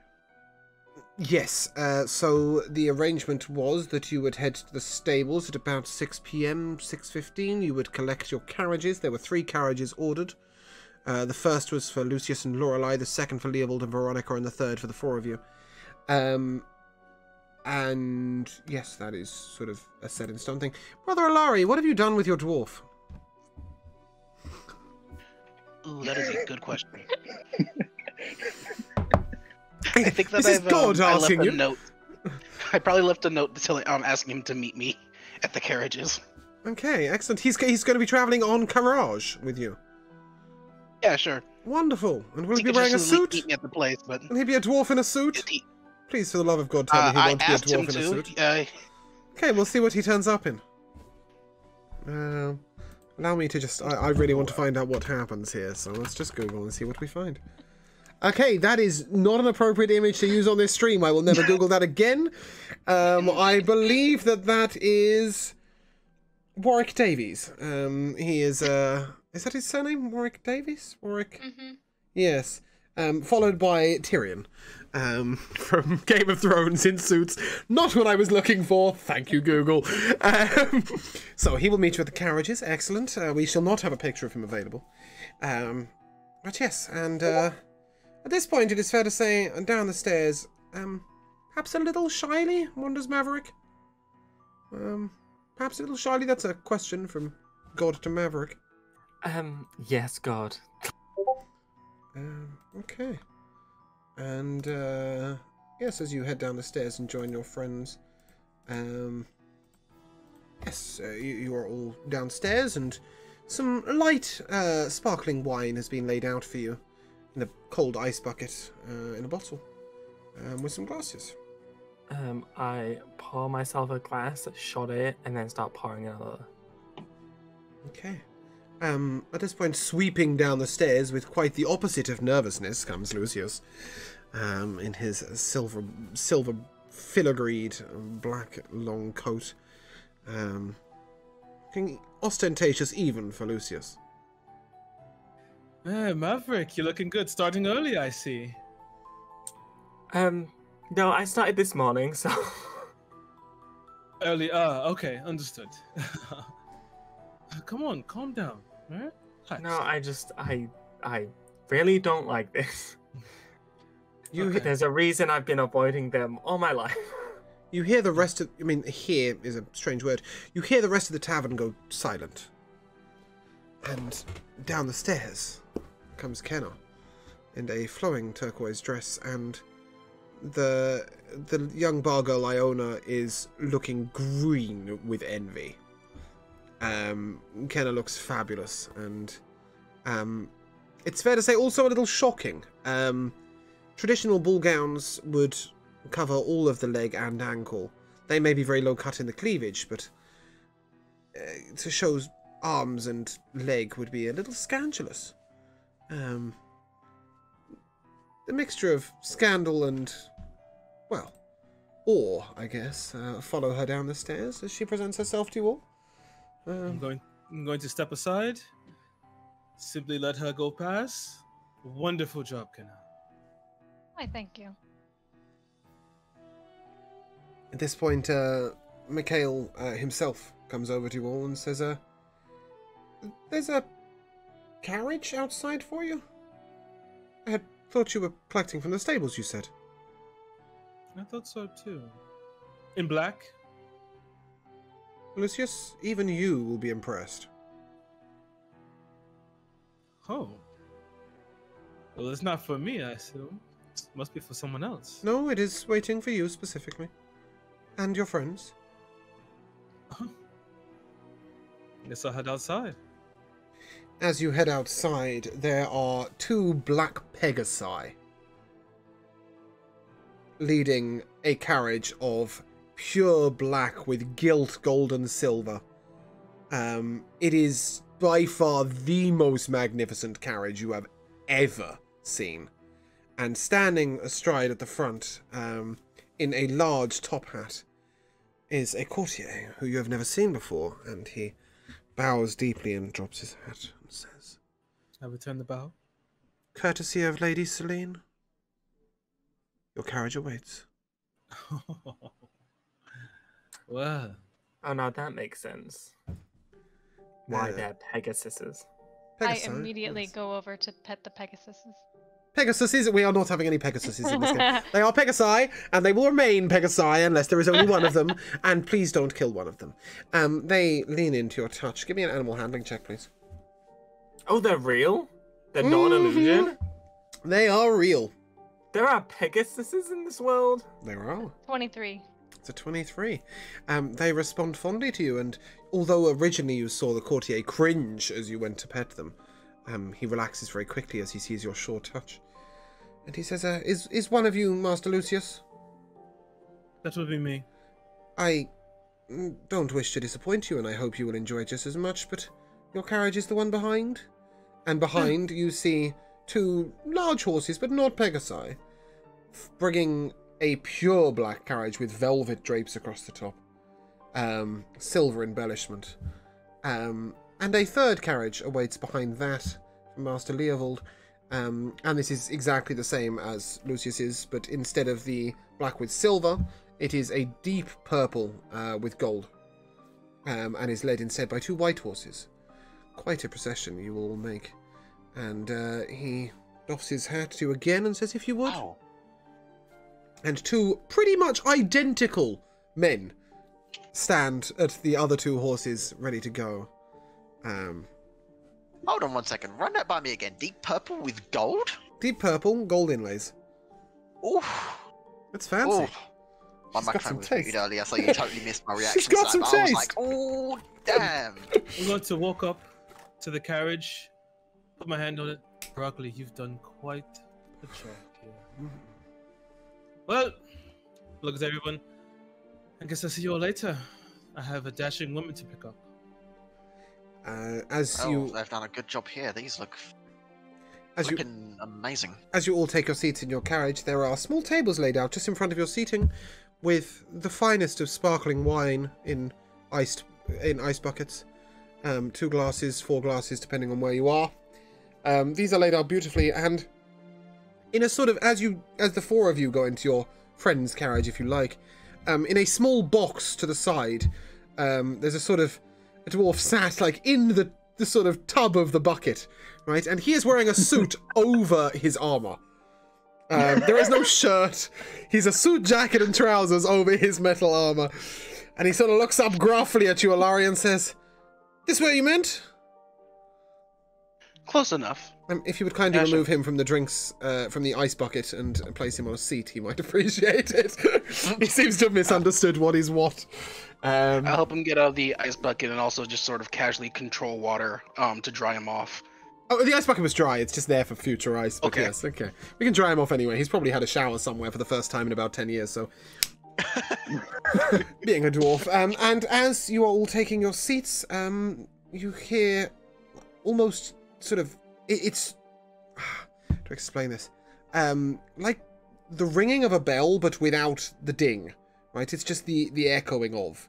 It's just the dong? It's... Yes, you hear just the dong.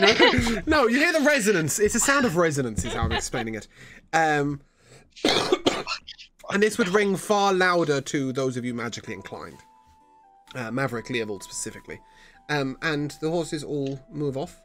The front carriage with the Pegasi moves near silently.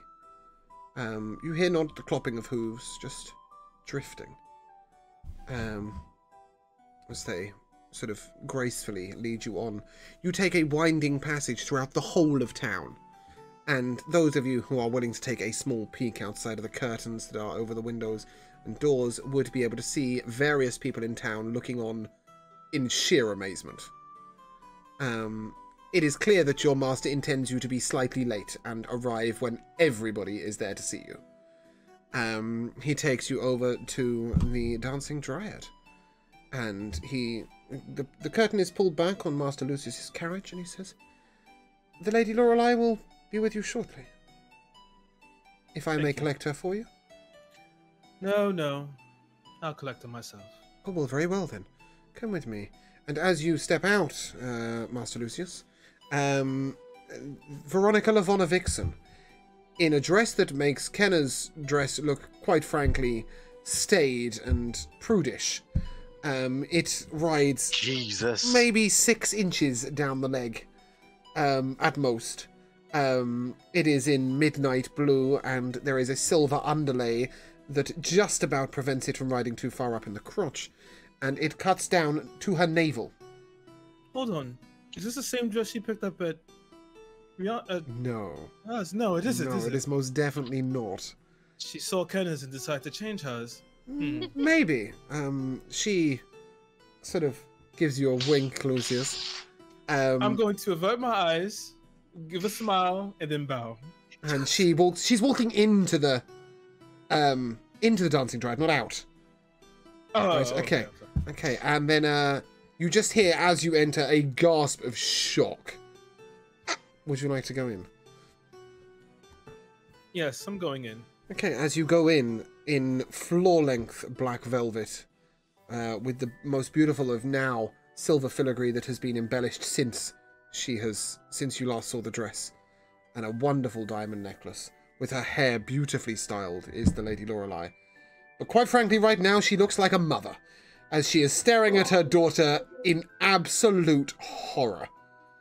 And you see her slap her daughter clear round the face. "Get back to Rihanna's and put on some fucking clothes," she says. "The carriage will pick you up there." My face does not change. I'm simply stone. Then she turns around and she goes, "Oh, good Lord, Lucius, you didn't see my daughter wearing that thing, did you? That get-up?" I did, and I averted my eyes post-haste. "Why, she could be working at the Velvet Rose. It's disgraceful." I didn't want to say anything, however... Mind you, her legs do look good in it, doesn't they? She sees her walk out. She says, "Well, she's definitely my daughter." Well, Doth our carriage await? indeed it does, and I'll Excellent. extend my hand ready to accept hers, and we shall walk. Did my carriage... Were you able to collect my carriage for your friends? Indeed I did. You definitely Well, did it not. should. No, it showed up. It did not show up. This No. is courtesy of Lady Celine. You I have forgot not it collected was. her carriage. You're right. Oh shit. I don't know how to say this, Lorelai. It seems that someone has beaten us to the punch. Oh my. We are travelling in carriage, yes? I cannot be seen on horseback in this dress. No. We are going in a carriage, most definitely. I got this a carriage for us. However, the carriage for my friends, someone has beaten you to the punch. Oh. Oh, wow, how exciting. Well, let us have a look. Are they outside? Yes, they are. Yeah. Okay. Oh, well, come on then. And she takes your arm with almost excitement. And a little skip in her step with her silver-spangled shoes. And she steps out. Just to reel back a second, Lucius, as you were in there, you would have been able to see the lords and the girls and boys of the tavern, men and women, really, I suppose I should say, of the tavern, dressed to the nines. I mean, in the most fabulous of clothing that they could get their hands on. Clearly awaiting their dates. And as you head out, the Lady Lorelei lets out a small gasp. She goes, wow, these are quite the carriages. Well, What does that? oh, we're going to steal the show, Lucius. Isn't this exciting? And she Indeed says, it is. oh, well, lead away. Well, I'll walk up and open the door for ours and present my hand so that she can walk up. Beautifully. She steps into the carriage and scuttling down the street as the corner of your eye as she steps into the carriage comes the Lady Veronica Lavonna Vixen, wearing the dress you saw her trying on in Rihanna's. Far more staid, and it's sort of flapping about her legs as she dashes on over, and she just sort of looks at the carriages in absolute confusion, and one of the courtiers says, Lady Veronica Vixen, and assists her into the carriage with Leovold. And she turns around and says, oh, Leovold, I'm so sorry I'm late. I'm so sorry I'm late. Are we ready to go? Yeah, we can go when you're ready. Excellent. Oh, I am so nervous. And she sort of, which Just is quite so weird for her. uninterested. It's quite weird for her to appear nervous. She's usually quite confident. And she's pressing her dress down and, you know, and gripping something quite tightly in her hand. Well... Oh, Leovold, my brother was meant to be attending with me tonight. I wasn't gonna tell you because I felt a little out of place with it, but... he hasn't come. Oh. Is everything okay with him? I don't know. He was on a diplomatic mission for our people back home. He was visiting, the land of the gnomes. And they say they've closed the borders. He was due back yesterday, and... well, normally if he couldn't get over the border, he would have merely inquired for some magical assistance and attended. But he hasn't shown up. I'm sorry. This is not what you want to be thinking about on your first proper ball out. It's okay. I promise you, we will still have a great time. I'm sure he's okay. It's probably just very busy times with what's going on. Well, they've It may closed the just be borders. very It's hard to unheard send of. for magical help. This will be all the talk at the ball. And I do so hate it when a ball is spoiled by politics, but we must frolic, and we must dance, and we must have fun. Yeah. And we must try out those pastries. Yeah, definitely a time to unwind. And the carriage begins to proceed. Lucius, as you sit in with Lady Lorelei, she is not even attempting to hide the fact. She is just looking out the window. And she keeps turning to an elbow and going, they're staring. Ooh. And she goes, oh, watch this. And she raises her dress to her knee on the right-hand side, and she puts out just a leg. And she says, I can be scandalous too, you know. Just going to pop my head out the window and simply just give a smile and a wink. As you do, you see names. Sorry, bring up the right notes. You see the noble sons Wilhelm and Uldor standing on, looking a little starstruck. Are they jealous? Yes. Perfect. However, you also see the young man Kenvar, who had previously asked you in some assistance with some mischievous tasks, talking to an incredibly strange-looking shady gentleman with a hood over his eyes, and he's in leather armor, black leather armor. can I glean anything else from this? Give me a perception check. Actually, no. Sorry, give me an intelligence check. That's a 9. You would recognize this outfit to be disturbingly familiar. In fact, it was almost the exact same outfit that you saw our young jeweler inspector murdered by. But alas, it is not time to stop the carriage. True. However, I wonder if I can't check out a piece of paper and just sketch him. Of course. Give me a performance check.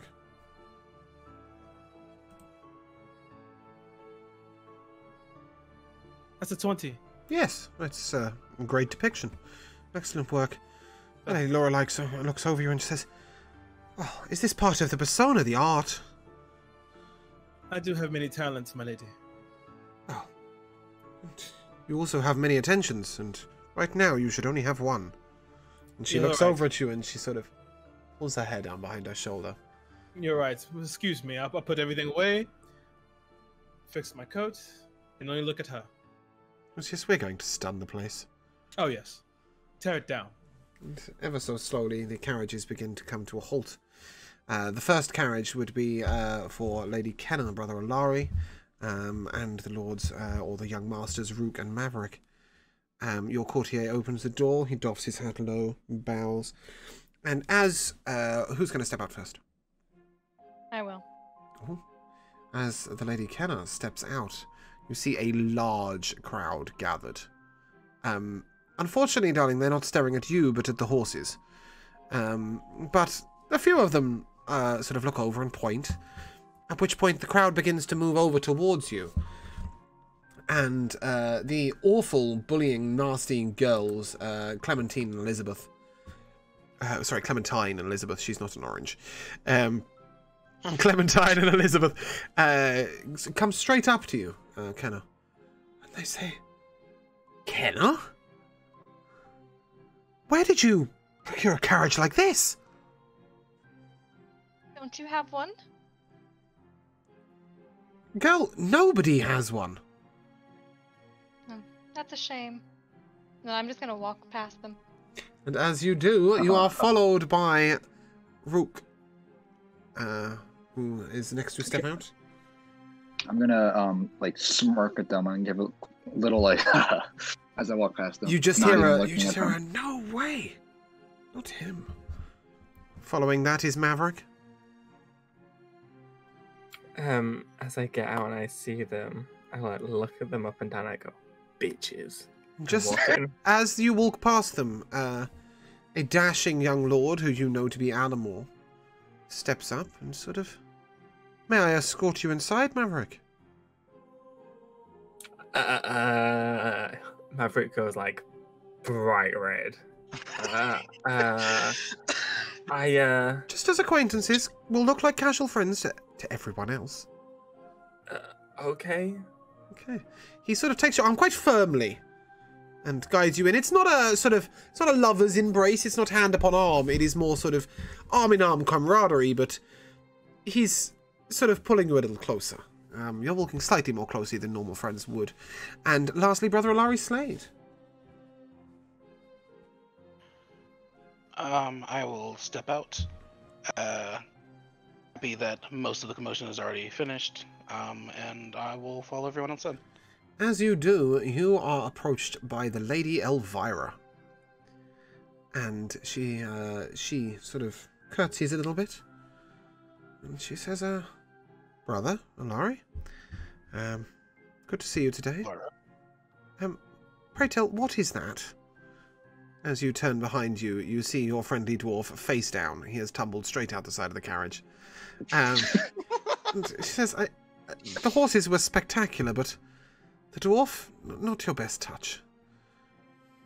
No, he's a fun chap, and it's a party. Maverick, who is standing next to her, laughs. Maverick, sorry.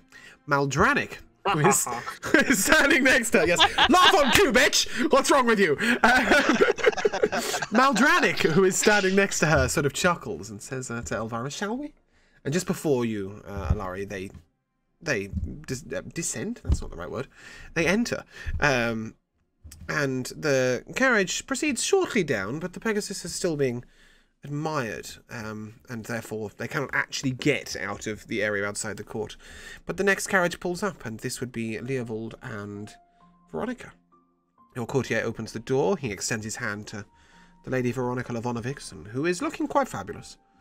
And he guides her out the carriage, and then gestures for you to come down, and also assists you. Do we have a picture of Veronica Lavonovixen? We don't, do we? Let me find her. I don't think you did get one, no. I've just googled Veronica Lavonovixen. That's not what I was. That's not what I was looking for. I'm trying to search through my files. I'm trying to search through my files, not through Google. Oops.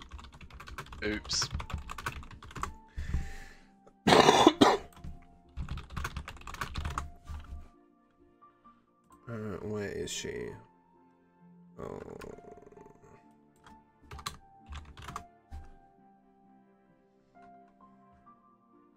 Okay, we'll pull her up in a second when my files decide to finish searching. And yeah, as you follow down, the two of you are greeted by gasps of shock. And the girls, the tittering, bitchy girls, Clementine and Elizabeth, don't have anything to say. They just stare as you lead her through the first doorway.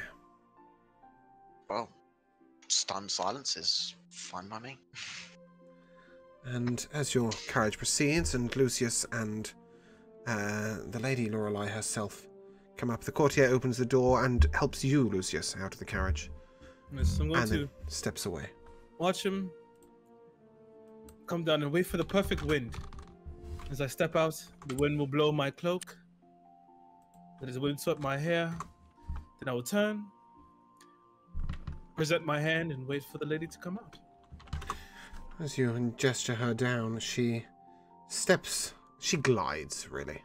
She is a lady of class. She glides down the stairs to a smattering of small applause as the court look around, and they're quite stunned. You know, she looks great, but they know what it looks like when Lorelei arrives at a ball, and they are sort of appropriately impressed. And yeah, that is... Aha, I've just found our Lady Veronica. Let me get that up for you. And we shall show you what she is wearing for this evening, because I tell you, it's quite a stunner. May we find Veronica Lavonovixen? Great. Thanks for that. It's the size of a planet. And we see the most important thing, so that's fine. Jesus. Just why? Why is it saved in a resolution the size of literally the world? She's ready for a close-up. Bow before Her Majesty, all of you. See, that's what I think I look like. And there she is in her stunning red dress. Looking excellent. I thought we should give Veronica a little bit of display, because I spent the time finding an image and just didn't bother putting it on the Streamlabs because I'm an idiot. So, as Lucius, as you lead your lady in hand, sort of without meaning to, you end up with the entire group of people who were outside sort of escorting you in behind you. And then everybody else is standing inside, and as you enter on the higher level before you descend the stairs. And so everybody is sort of looking up at you. There is a buffet laid out on either side of the dance floor, and at the balconies around, where you see the gaming tables to your left and the minstrels to your right, all heads are turned. The only two heads that appear completely unfazed are the Lord Bantus and Kurkan, who is sat to the right of the king. Lord, sorry. Sat to the right of Kurkan is your Lord Benego Battleaxe, who is given a very hearty applause. The Lady Lorelei's dress, pretty much. Or her features underneath it, one is unsure. And the Lady Felia is giving a polite smattering of applause. And then gives a wave. This is the... She's not waving at you, Lucius. Oh, she's waving Lorelei. Okay, of course, yes, sir. Lorelei gives you an elbow and says, we must go and greet the Lord and his lady. Yeah, of course. And She leads you down the stairs across she glides across the ballroom floor as if she was dancing but without dancing. And as she reaches the bottom of the steps, she gives a small curtsy and then lets go of your arm. And she gestures for you to walk up first. I'll do so. I don't mind being led around. I have no problem with this. The Lord Bantus raises his goblet of wine to you and gives you a little and says, "Thou done yourself, young Lucius." So, quite frankly, I'm hoping I survive the night. Yes, well. Did you know that the Lady Felia once let me take Lorelei to a ball? Really? Well, you see, she had business to attend to in Garena, and it is well known that Lorelei is the premier courtesan in, well, the world. And, well, I had to look dashing, of course, and how better to look dashing than to arrive on the arm of such a lady? And Lady Felia sort of lets out an exclamation, goes, "Lorelei!" and stands up and greets her as a equal, as they embrace. This is the mistress of a courtesan's house, and the lady who is best friends with the queen of the entire land, greeting as equals, and she sort of waves at Maldranic's chair, where he's not, for the Lady Lorelei to take a brief seat, and to the left of that you would see the seat of that Elvira will be sitting in. Elvira and Maldranic are currently on the ballroom floor looking incredible. But she gestures for you to sit down next to them, which means now, Lucius, you've gone into a very strange position where you sit upon the raised dais up here, and you look down over the entire ballroom floor. And as you look across at eye level to the other raised dais, you see Leovold and Veronica standing stock still at the top of the stairs looking down at the ballroom floor. And Veronica is trying to persuade Leovold to dance. And we must have a dance, Leovold. We must. Perhaps a glass of wine for you first? Okay, that sounds like a good idea. I appreciate that, yeah. She leads you over towards the buffet tables, and as you head over towards the buffet tables, you are confronted by Clementine and Elizabeth, who turn around to Veronica Lavonovics and say, "Why would you bring him?" And she sort of sniffs. She turns to you and she says very loudly, "Leovold, do you smell that?" It smells like garbage to me. Yes, I thought it might be on my shoe, but then I looked up and I saw these two imbeciles. Ladies, if you'd find somewhere to be that someone... Oh, wait, there is nowhere to be where someone wants you. Well, anyway, if you'd like to just... Shoo. And she gestures with her hand, and the girls just sort of flush red and sort of walk away into the shadows. You are then greeted by Eldrin, who is Celine's student. And he sort of holds his hand out to shake your hand, Leovold. Oh, hello, Eldrin. Rather surprised to see you here. And I shake his hand. The last time we met was a little more unusual circumstances, and he sort of chuckles nervously. Very unusual circumstances, yes. I didn't have you... Are you doing better now? Yes, Lady Celine has curbed my edges, shall we say. I must say, I'm a bit surprised to see you bringing a lady to the ball such as for Veronica. Things happen. Things happen. Well, but I'm glad to see you survived your ordeals at the very least. Well, if later on you might get a minute, perhaps we might have a chat. Absolutely, by all means. He sort of nods, and then he bows to the Lady Veronica, sort of really awkwardly and sort of at a sort of 45-degree angle and not quite down properly, and then he sort of shuffles over towards the table. There is a lovely glass of wine in front of you, as Veronica has grabbed it, and she sort of is, as you're drinking, she is pushing her finger at the bottom of the glass to encourage you to drink up. She really wants to dance. And we come to... I'd take a moment to say, to just turn to her and say, by the way you handled those two, I'm impressed. That was very... Darling, if you haven't seen the bitching of courtesans, you haven't seen bitching. Dealing with them is nothing compared to that of my mother's house.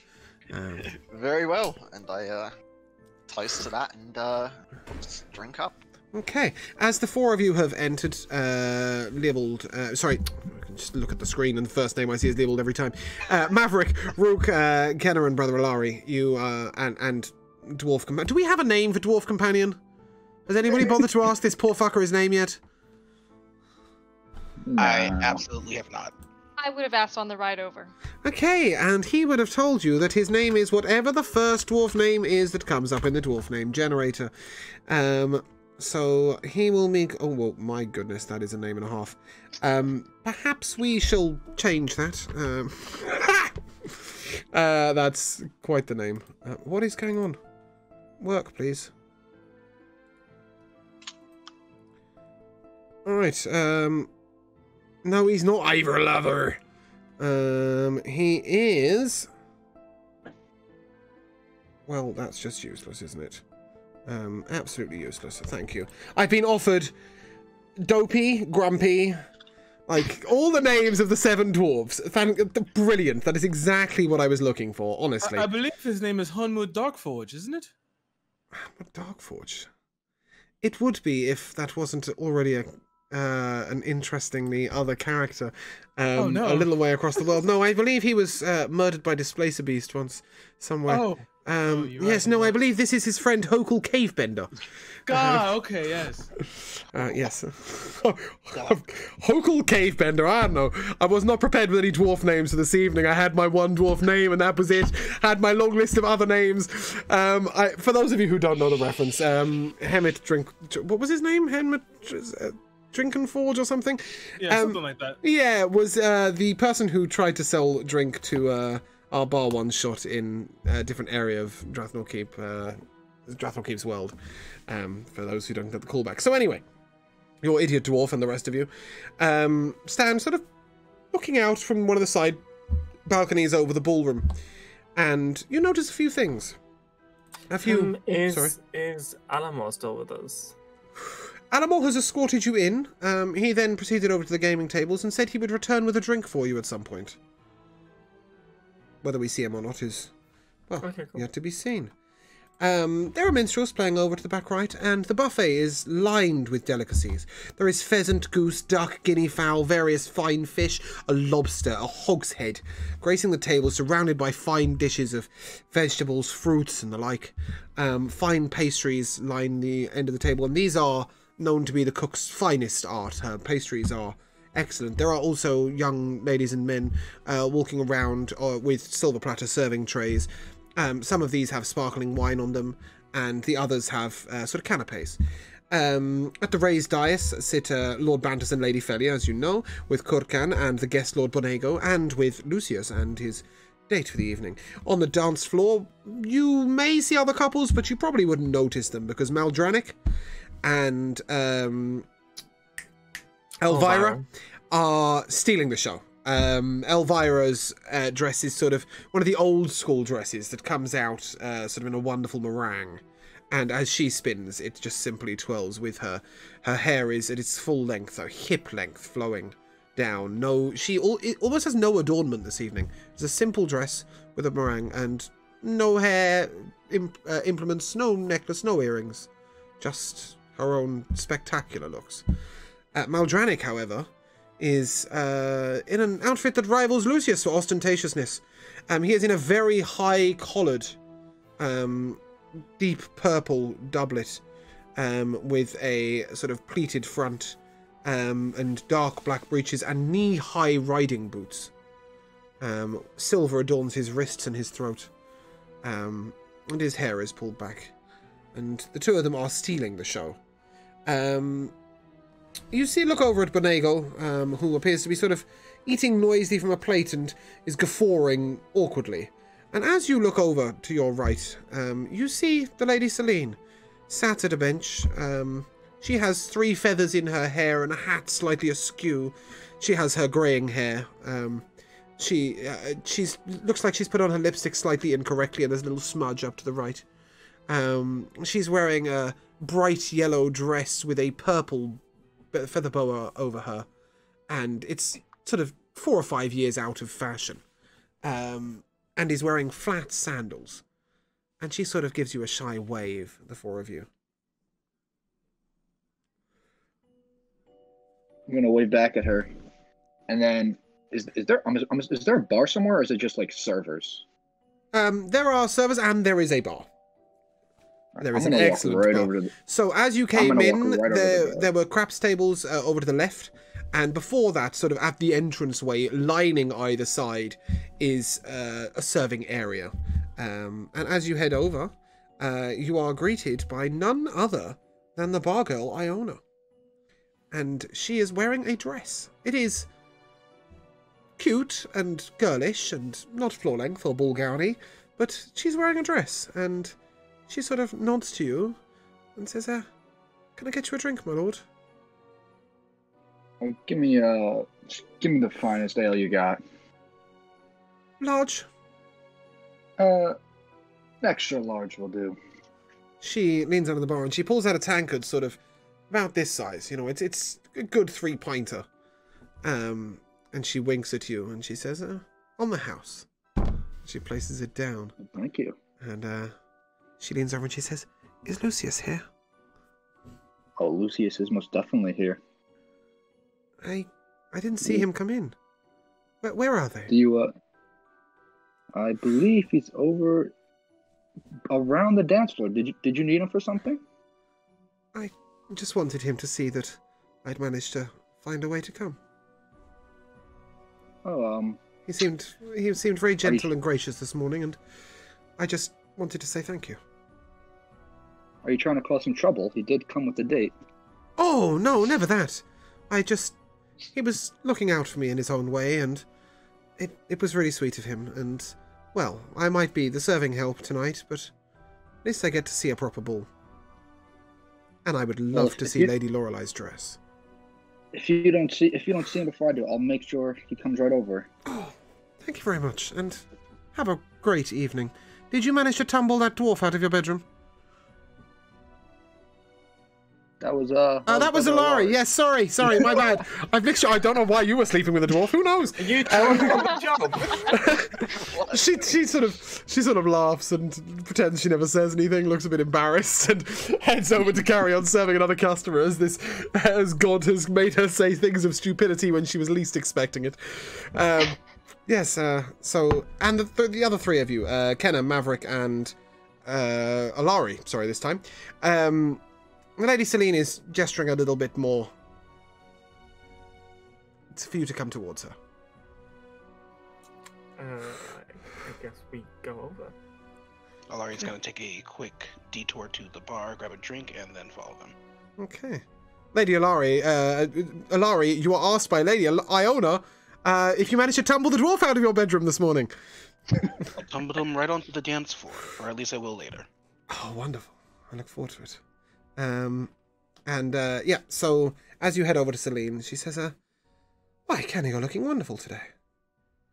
And Maverick, quite dashing. Thank you.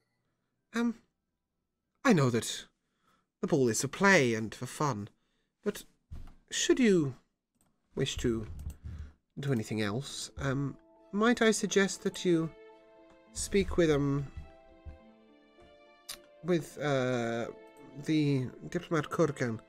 I don't know if you've heard the news, but the borders of the place that I can never remember the name of have been closed. Why have they been closed? Well, with Luvella it's hard to say. They could be hiding a great magical secret, or could be brewing. He'll be the first to know. If you can find out for me, I'd appreciate it. Why would a war be brewing? The last time Luvella closed its borders was 1800 years ago. I'm sure you know the relevance. They marched upon first Kirat, and then through Kirat to Halgania. And that is the last war that we fought as a nation. And a mighty war it was. I suspect that's going to happen again. Well, my biggest worry is that I have no information, and neither the Lord and Lady, and neither does Maverick. And Maldranic, I keep calling him Maverick. You're sorry. right, I don't. And neither does Maverick. And, well, in my humble opinion, we usually have all the knowledge, but all of my contacts are irresponsive. Irresponsive, there's a nice word. Chris created that one on the spot. Lovely word. What would talking to the Lord, how would that help? Master, What information would he know that you don't? Master Kurkan operates a little bit more of a series of shady alliances, it's fair to say. He came by his position without the Lord and Lady having a choice. And... Are you saying he blackmailed his way there? Darling, I'm saying nothing of the sort. I'm merely not saying that he didn't blackmail his way in. So you're saying he blackmailed his way in? I'm saying he did not blackmail his way in. Well, that's a double negative, makes a positive. And I'm sure with that you will be entirely positive. Now, all I'm saying is that perhaps a little gentle probing might reveal more knowledge than direct questioning. And it's fair to say that him and the Lord Bonego get on very well and tend to drink a lot at occasions like such as these. But anyway, only if you happen to be passing by. Apart from that, have a lovely evening. I do believe, Maverick, that your date is arriving. I don't have a date. I'm not so sure the gentleman behind you thinks the same way. And she gestures towards Alamor, who has responded with a large glass of red wine. I turn around and take the glass of red wine and down it, and then hand him back the glass and thanks. Well, I see you're very thirsty. You must have mine. And he takes your hand very gently. And he just sort of says, you know, it's okay to find situations such as these daunting. Excuse me? But, if I may not be presumptuous, Lord Maverick, do you dance? I mean, I took classes when I was younger, but I've never officially Excellent! danced. Then you dance, shall we?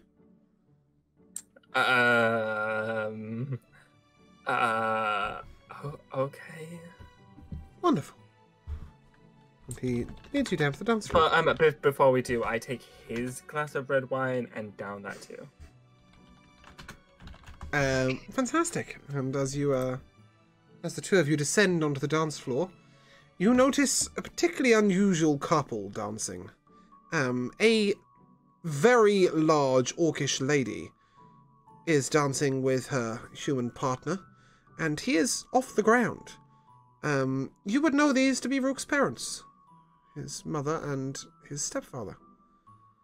And as you descend on the dance floor, she gives you a nod, and she swings her husband round with one arm, and he sort of legs up in the air, round in the circle. There's a large space on the ballroom around them, and they appear to be having a wonderful time. Lady Kenna, you have been left standing alone. Have Rook and Brother Alari returned to you? No, I'm still at the bar, probably about 4 drinks deep. Wonderful. I'm so glad you've decided to join everyone else. Sorry, James. Yeah. Real quickly, could you write down the name of the guy that's the Lord and Lady's Diplomat? Yeah. Lord Kurkan. Like that. Yes, he's in your general notes as well, somewhere. He's a tiefling. A brief description, perhaps, is necessary. Shady diplomat. The tiefling Kurkan is a close advisor to the Lord and Lady, but a recent appointment. Perhaps only a couple of months. He appears to spend more time in the general town than he does in the court, and he has come, so they say, directly from Garena, the capital, by recommendation of the king, is the apparent reason for appointment. And it's fair to say that him and the Lord Bantus do not appear friendly in the slightest, despite the fact that he is ostensibly his closest advisor.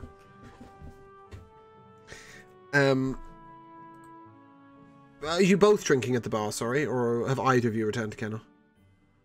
Alari has returned to Kenna's. Okay, wonderful. To find your awkwardly dressed, suited, battle-armoured male. At this moment, the Lord Maldranic comes over to you both, and he dips a very deep bow to Kenna and says, "You're looking wonderful tonight, my lady." I curtsy back. And yourself? Thank you. I apologize to impose. Lady Celine, would you do me the honour of a dance? And she sort of titters and goes, "Oh, why, that'd be lovely." And he takes this very eccentric-looking lady down to the dance floor, but as you turn and look over the balcony, it is clear to the entire court that she's not quite the ditzy, eccentric lady she looks, as she is very graceful upon the dance floor. This may be her only dance of the eve, and she is happy about it. As the two of them leave, and you stand at the balcony overlooking the dance floor, a young gentleman comes up to you. This is Kenvar. And he sort of elbows Brother Alari in the hip and says, "Yeah, pay you 100 gold to slip a fish into Wilhelm's suit jacket." During the ball? Oh, yeah. Come on, that's when it'll be best. Just imagine. You know how he is, always hitting on every lady around. He's even trying to get Serana's hand to dance. And, well, we all know that she has eyes for only one man. It'll be a good giggle. Come on, you know you want to, Brother Laurie. Problem is, Kenvar, that would be a very good giggle, and I have not had enough of these yet. And Laurie shakes his cup a little bit. He looks over at Kenna and he goes, "How about you?" Aren't you a little old for this? Never, never. Come on, it's Oh, wait, look, watch right now, he says. And he gestures over towards where Lucius is sitting, and the Lady Felia, and suddenly, with a sort of small bang, at the back of Lady Felia's chair erupts in flowers, and she leaps from her chair and sort of looks around, and he says, see? It's just a bit of a laugh. Just wait for what happens at 11. I do hope that you are finding a way to enjoy yourself tonight, Kenvar. And I hope that you're finding one too. Come see me at the craps table if you fancy a couple of fun games. And he nods to you and heads away. Speaking of the eligible lady Serana, she has just accosted young Rook at the bar. She sort of pats you on the shoulder and she says, "I know we don't normally talk, but have you got a moment?" By this point, I'm probably kind of drunk, so bear with me, but yeah. What do you need? What do you need? I'll chuck an ale in. Come chat with me. She brings you over to the side and she says, "Look, I don't mean to be rude, and I know that we've not always gone on that well, but sometimes you can be a little imposing, Rook. Is that fair to say? You see that imbecile?" And she points towards Rydian. She says, "You don't think you could tell him firmly to leave me alone for the evening, could you?" What's in it for me? Couple of ales and my respect. You know what? I'll just do it out of the kindness of my heart. I'm gonna walk right over to Rydian. Okay. Rydian is currently watching you, and he was watching you talk to her. He says, "You're not making a move on Lady Serana, are you? Do you know how well that would fail?" Actually, she approached me first. And she told me she wants you to leave her alone immediately. Oh, you just want to make a competition of it. It's okay, I can deal with the competition of the likes of you. Do you want to go ask her yourself? No. I don't. Thought. Make an intimidation check for me, please.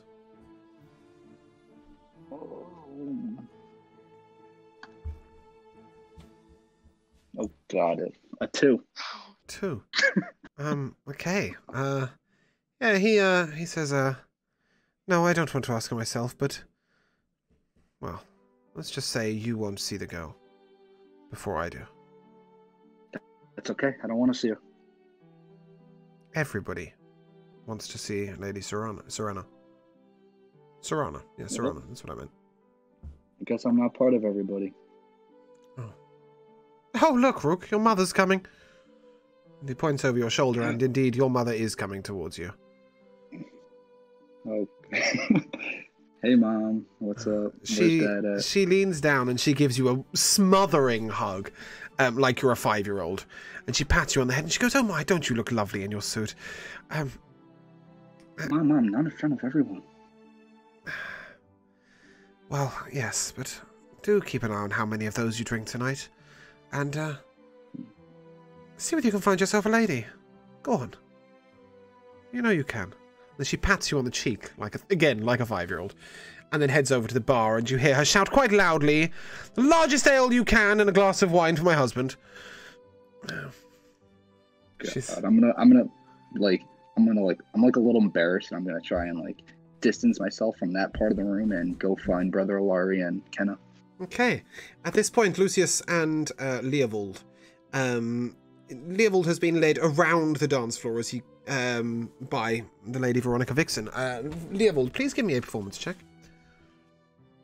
Okay. At disadvantage, I think it's fair to say. At disadvantage? Yeah, I think it's fair to say. It's probably a disadvantage, given your confidence. It's straight 11s for both. Fantastic. You performed admirably on the dance floor. The Lady Veronica is impressed, and she whispers in your ear. She says, "I don't suppose you might take a moment with your friend Lucius while I have a word with my mother?" Where is Lucius right now? Sitting next to the lady herself of the keep and the lord, on the raised dais, looking out over the dance floor like he owns the damn place.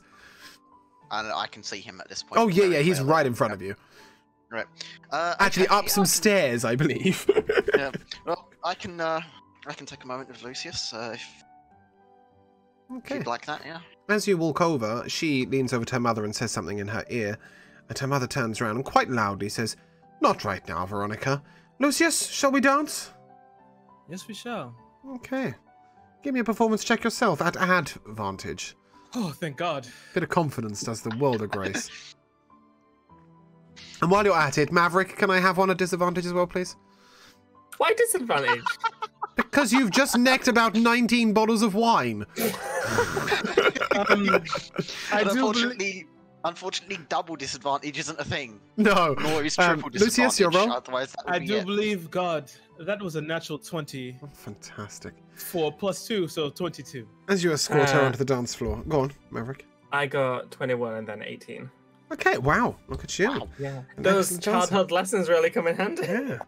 As you and Alamar move around the dance floor, suddenly you see groups of people begin to make a little bit of space in the centre. And this is not for our wildly twirling orc couple, but instead for Lucius and the Lady Lorelei. Lucius, it's fair to say that despite performing very well, you have never had a dance like this before. You are not in control of this at all. I'm fine with that. She is dancing herself upon your arms.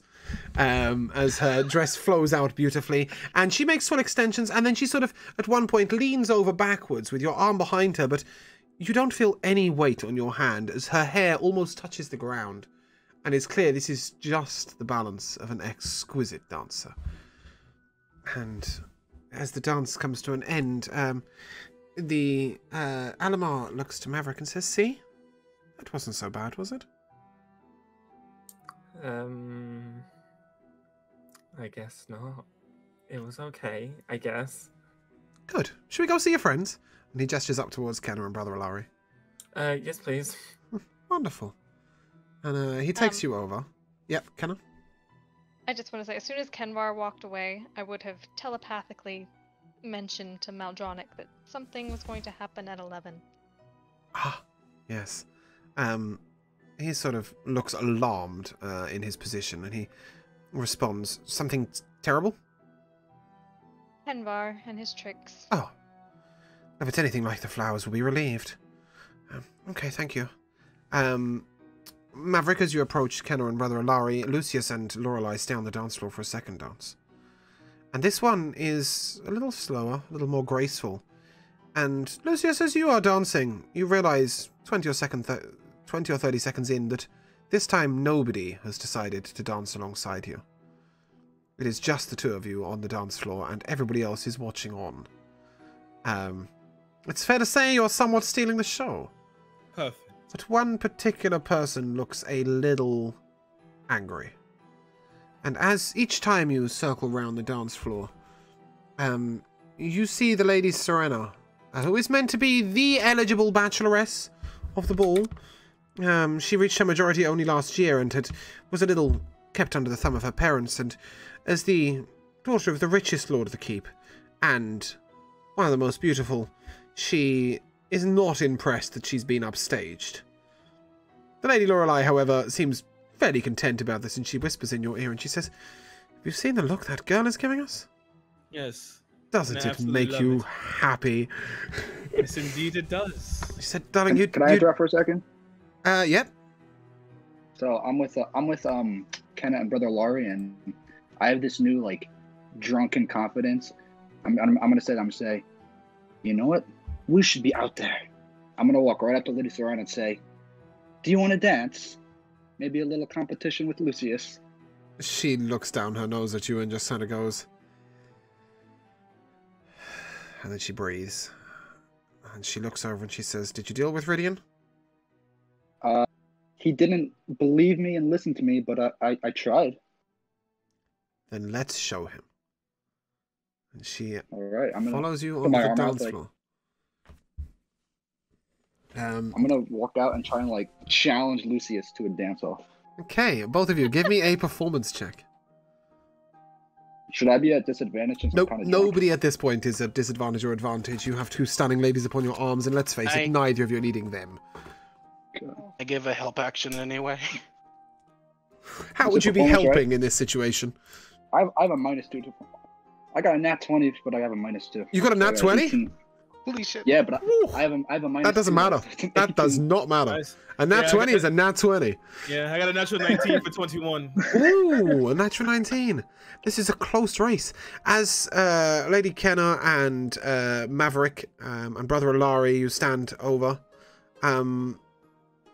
It's a stunning spectacle. They sort of take one half of the dance floor each, and it's fair to say all eyes are upon the ladies, but apart from your eyes, where you're watching your friends, and they are bringing down the house. As the dance comes to a close, the Lord Bantus and the Lady Felia stand and politely clap, and Lady Lorelei turns round to you, Lucius, and says, "I must do my courtly duties, but Lucius, it really is a pleasure. I'll catch you soon." Yes. And she walks straight over to... she leads you over to Lord Bantus, and she hands your hand to the Lady Felia. You've been asked to dance with the Lady of the Keep. And she is far above your station. She's a graceful lady. She appears to be in her 50s or 60s. You know her to be a lot older than that. And as she takes your hand, you can feel it in her grip that she is strong beyond your expectations. Yes. And she just sort of leans over and goes, "Don't worry, dear, you'll do an excellent job." Thank you. And as you dance, she speaks to you constantly. She says, who's your friend? The orc?" Oh, Rook. He's a great man. "Is he? I'd very much like to meet him. He seems an interesting fella. And dancing with Lady Serana is, well, I still don't know how to say her name. Serana. Lady Serana. And, well, I mean, that's quite a turn up for the books. I thought she had eyes only for Wilhelm. Well, I thought so too. Are you enjoying yourself?" I'm having the best of times. "Good, I'm glad. Lucius, you know that being a noble isn't all about partying, don't you? Yes, I know. And being the master of your own household, you have certain duties. Precisely. Now, I understand that, and you're dancing at this point, I understand that the Lord Maldranic has asked you to attend a diplomatic mission. Yes. You will also take with you the weight of a more personal diplomatic mission. Now, normally we reserve this for the ladies of the keep, but I think you'll serve well in this. When you go to Telluria, you must meet Lady Candice. She will be the key to your trade agreement, not the Lord. Us ladies have a little bit of sway and power. Minnie, send her my greetings and imply that if she likes knowing what goes on elsewhere in the world, she will agree to the trade agreement. It will be done, my lady. And success will be yours. Excellent. Not to mention, you really should be thinking about getting yourself a wife. Oh, I understand. You are correct. To protect my house, I will need to be married. And you can't always be adventuring. I know you've got many, many, many years ahead of you, Lucius, and... well, let's just say that those such as us must live our lives in segments. What married today does not mean married in 80 years hence. Married today does not even mean married 20 years hence, if necessary. It merely means creating a progeny. Just think on it. And in the meantime, if you can manage to outdo this month's appearance at the ball next month, I will be quite stunned. She gives you a nod. The dance comes to an end and she bows. At this point, it's fair to say, Lucius, it's probably time to reattend to your friends. And Leovold, you have been somewhat left standing awkwardly to the side of the dais as the Lady Veronica has sort of... she's with you, but she's sort of waiting to speak to her mother. And she sort of nudges you and says, if you want to go and spend some time with your friends, it'll be quite okay. She's basically sending you to... yeah, sorry. Go on. Okay. You sure? You're okay? Yes, I think I will be. Quite wonderful. I must speak with Mother. Okay. And as the Lady Lorelei and Lord Bantus finish their dance, Lady Lorelei does come over and says, Leovold, could you give us a moment? Absolutely, absolutely. Okay. As you make your way past the buffet tables and up the stairs, the six of you convene upon the balcony. Well, six and a small dwarf. Animar Dwarf is still here? Okay. Oh, yeah, he hasn't left Brother Alari's side. He is feeling very protected by Brother Alari as he really doesn't fit in at all, and everybody else is wearing good courtly clothes apart from his lord, who's wearing a proper suit of armour, and he's in an armour-covered suit. Suit-covered armour, even. He really doesn't quite fit in at all. And at this moment, you're all able to observe the ball. You see what is going on. It is approximately 10:30 p.m. And a loud... sorry, go on. No, I just wanted to do one thing. As soon as I see Rook, I'm going to walk up to him, stand chest to chest, and give him the most sternest of faces. I did good out there, didn't I? That was good shit, Rook! That's all I wanted! Yes. That's all I wanted. With like the proudest grin on my face. Yes, I'm just going to clap him on the back. It was much more fun than I thought. I told you. See? You have the moves, you have the looks. Come on. And if I can say, to be fair, both of you did incredibly. So, thank you, Leovold. Speaking of doing incredibly, Quite the set to say. The Lady Serana approaches, and she looks at Rook and she gives a little bit of a nod, and she says, "I've been a fool, not paying attention to the lot of you.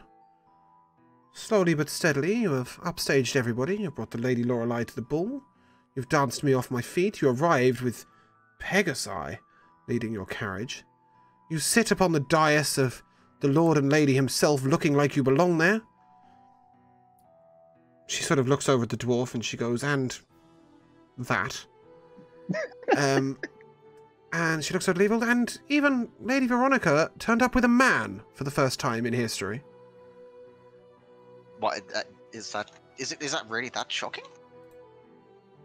Oh, darling, you're not trying to take her to bed, are you? No. Oh, good, because you definitely find another lady's already in there.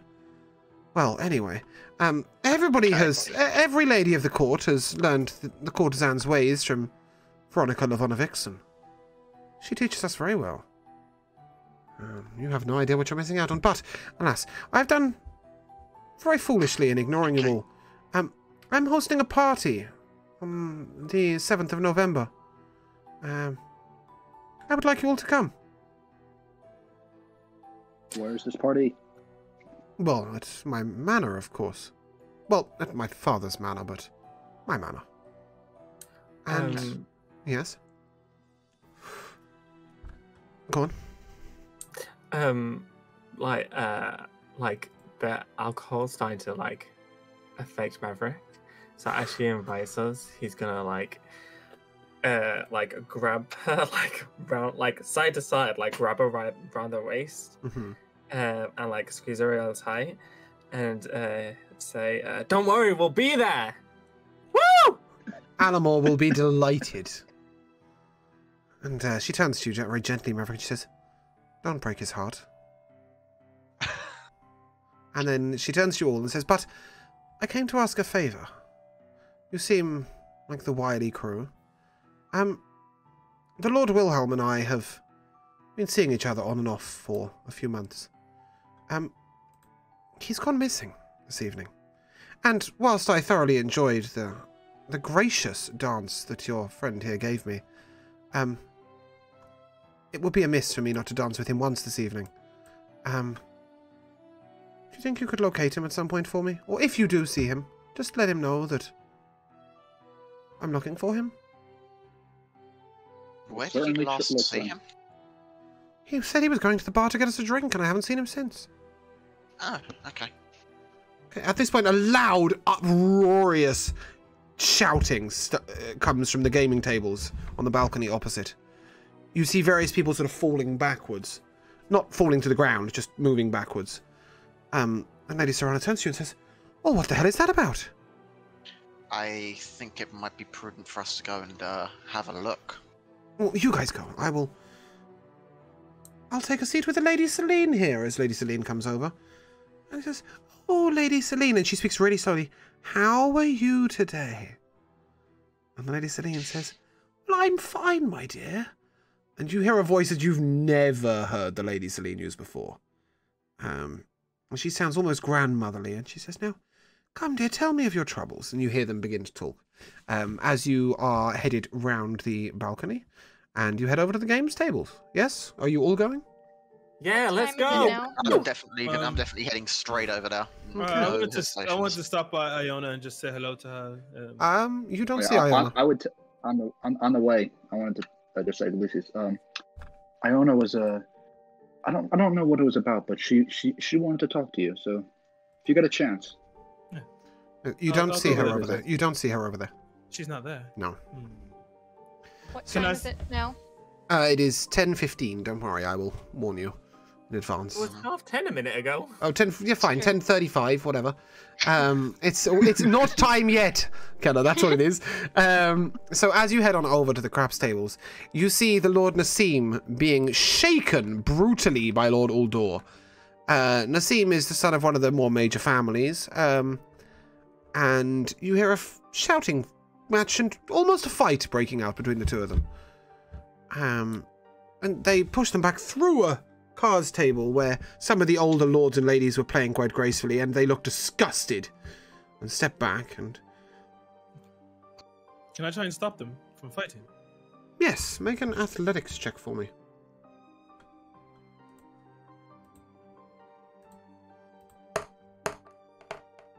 That's a 19. Victory is yours. You approach them and you sort of grab their arms in a sort of way that they wouldn't be used to, and you twist them up behind their backs, sort of using your monk knowledge of their body to understand how to cause a little bit of pain and a lot of pressure, and you pull them away from each other. The Lord Nassim is very slight and quite pathetic, to be honest.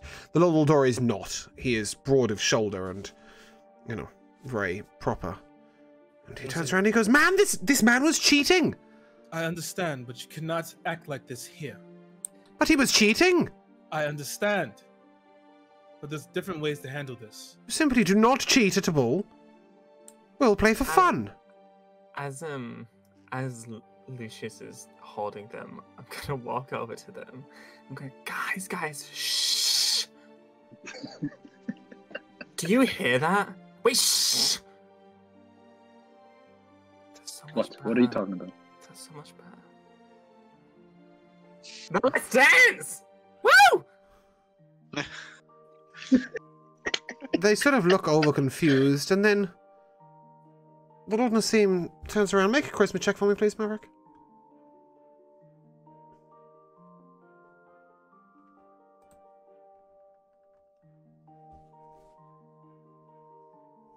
That's a 21. Okay, and he goes, "Why, the man's right." And Uldor says, Uldor says, "Why, the man's right." And Nassim says, "Well, I did cheat, but it was a bit of fun." And he hands over a small pouch of gold. And then he turns to your dwarven companion, Brother Alara, and he says, "Young man, do you care for a drink?" And your little dwarfish friend looks up and kind of goes, "Aye, I could go for a drink." And he leads him over, and he says, "I'll bet you 150 gold I can drink you under the table, dwarf." Oh, please don't cheat on this one. Okay. And off they trot to have a drinking contest. But behind the craps table, you see the Lady Iona, and she is crouched over a young man who is sat on the floor. Iona, who is this? And You look did you hit down, him? and it is Lord Wilhelm. And no, he has not been hit. He is absolutely off his face drunk. Oh. And he looks up and he goes, "Lucius, Wilhelm, did you've I seen better days. see you arrive with Lorelei? You did. You weren't drunk then, were you? You punch high, I don't know. Maybe. Lady Serana wanted me to be dancing in front of everyone, and then the night I saw Babaja. Have you got your friend with you? The priesty dude?" I'll turn around. Brother Larry, And he's he looks up watching at you. him and he goes, "Can you do anything about this?" Oh God! I say as I smell the breath, the alcohol in his breath.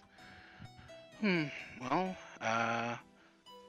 could heal you if you are hurt, but I don't think I stocked Greater Restoration today. So,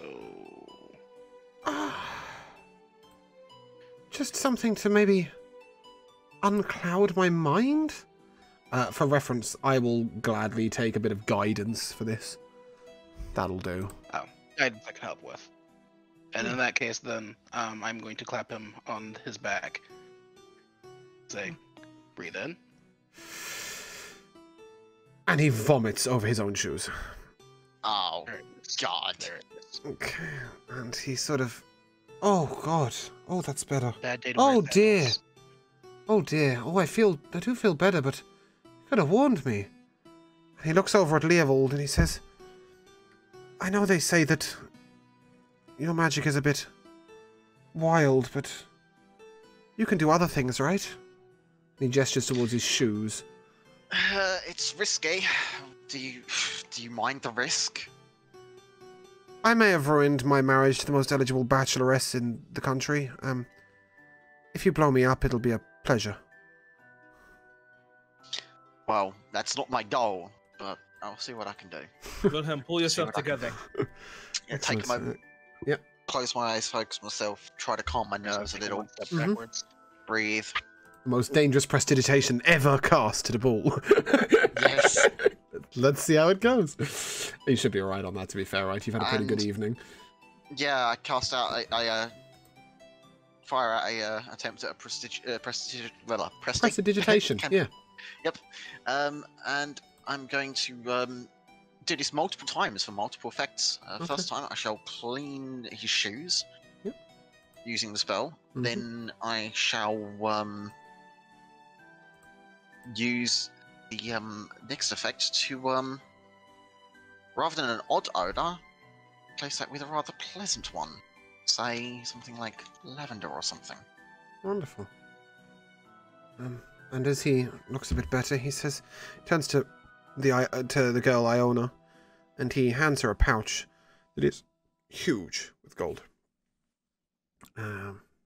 Leopold, are we wild magic, or are we okay? I did roll a 2 on a wild magic surge, so Fantastic. Let's find out what something happens. is going to happen on the second attempt to make his shoes smell rather appealing. It's a mild one, so let's have a look at what goes wrong. This is okay. Nothing bad happens, but suddenly I now have some newfound clarity and knowledge, and for a while at the very least, I have gained an additional language. Spiffing. You have learnt Abyssal. Okay. Good. I don't know what you're going to do with that, but, well, maybe you'll use it as a party trick. He turns to the lady, to the girl Iona, and he hands her this hefty pouch of gold. And he says, "Lady, no server of the keep normally is anywhere near as attentive or as kind as you've been this evening. Please, take my thanks. Do you know where the Lady Serana is?" She's asking you guys, sorry, not Iona. I believe she's sitting with the Lady Celine. He looks over the balcony and goes, "Thank Should you, be on I the have balcony, yes. duties I must attend to. You have been so kind, I'll remember this." And Okay. best of luck. Okay, it is 10 to 11. Oh dear, it's coming close to time for something to happen. Kenna, we agreed on 11, did we not? That was what the note said. Okay, fantastic. As well, both the note said and what happens. Yes, I thought. Good, I had got the right time. At this point, you have been asked to head over behind the gaming tables. And behind the gaming tables, you see a small balcony leading outside, under the stars. It is fair to say that this is where you had been asked to meet. If we let you go there now, is that appropriate? Yes. Okay, fantastic. The rest of you, what are you doing? Hey, Lucius, do you want to dance? Why Let's sure? dance. Why sure? Let's dance. Woo! Alamo looks devastated. Oh, Don't. and before that, hold on. Never mind. It's fine. Let's go. Okay, I very aggressively grab Lucius's hand and drags him to the dance floor. And then as I pass Alamar, I'm going to grab his hand too and drag him to the dance floor. He attempts to pull away slightly and says, "One moment." And he turns to Kenna and says, to Kenna. Yeah, that's just the first name I saw on the list. It's always the way I glance and I'm like, no, that's not what I was looking for. Turns to Brother Alari and says, "Will you join us?" I might as well. Fantastic. Well, then hold on. If this is a group thing, I'm going to grab Iona. Well, if it's The Lady Iona would not be allowed to dance. At all? Oh, That's no. so sad. Oh no. If it's a group thing, let's get Leopold. Leopold! Why not? Why not? Okay. Okay. And Okay. at this moment, Rook, I'm afraid I'm going to separate you. That's fine. I wasn't asked to dance. Okay, first of all, as you sort of look over at your party and think, "Oh, well, okay." You are struck in the elbow by a sharp object. You take Oh, no. 2 piercing damage. However, this is no halfling. I mean, it is a halfling, but it's not a halfling. You look over and you see a young gentleman. This is Ridian. Is he like standing by himself, or like where is he? He is very Just much isolated in the corner. I'm gonna walk right up to him and say, "Ridian, we have a serious problem." And as you step up to him, a girl comes running over. And this is Clementine, one of the 2 bitches. And she says, "Well, this is awkward. Master Rook, I have never been kind to you. I've never been nice to you. I have never been nice to anyone, really, but I have been told by Lady Serana, first of all, to say sorry, and secondly to, well, My friend would like to speak to you, and she gestures to a girl to her left. And then she says, and please don't hurt Ridian. He's an idiot, but he is a gentle idiot.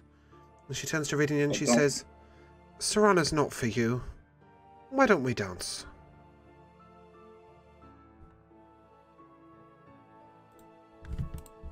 Is that the mirror to Ridian? To Ridian. And she's gestured towards a small lady over to the left, who you don't recognize. I'm gonna walk right up to her and say, hello, who are you? Good evening. My name is Nimia. I came with the... Nimia. She's an elven girl, by the way. I came with a diplomatic entourage of Telluria, and I find myself alone tonight. And seeing your spectacular performance on the dance floor, I wondered if you would do me the honor. Do you see my friends over there? I'm gonna point to everyone who's, I'm assuming, just going wild on the dance floor. Yes, I do. Well, maybe you and I should go and join them. Before she even answers, I'm gonna grab her hand and pull her right into where everyone is. Wonderful. And at this moment, the band strike up a more vigorous tune. Oh, I wish I could do this without changing the damn camera. Please, let me... No, we're just going to have to scuff it. Sorry. 2 seconds.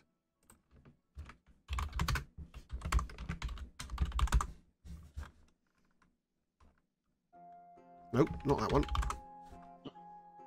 Not that one. Come on, fix yourself.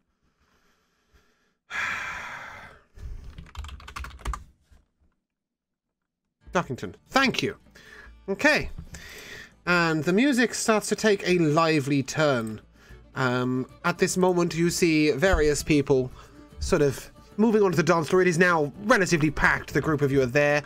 The Lady Veronica descends the stairs, and she takes Leovold's hand and leads him in a lively jig. Brother Alari, you see your dwarf friend coming over, clearly beyond inebriated. And Nassim walking fairly normally right next to him, and they begin a little Irish jig next to you. A little bit of unusual dancing. It's definitely a dwarfish dance that he's been learning. And your dwarfish friend lets out a hurrah at his lord, who has entered the dance floor and is dancing with his own battle axe. He is looking at nobody. He is just holding his axe and sort of crooning with it almost. The music is lively and the party is flourishing. As we dance, I'm gonna grab Alamar by the waist and kiss him. Give me a... I've not done a kissing check before. Just give me a straight charisma check.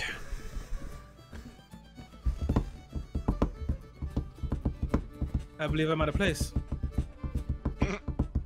I got 12.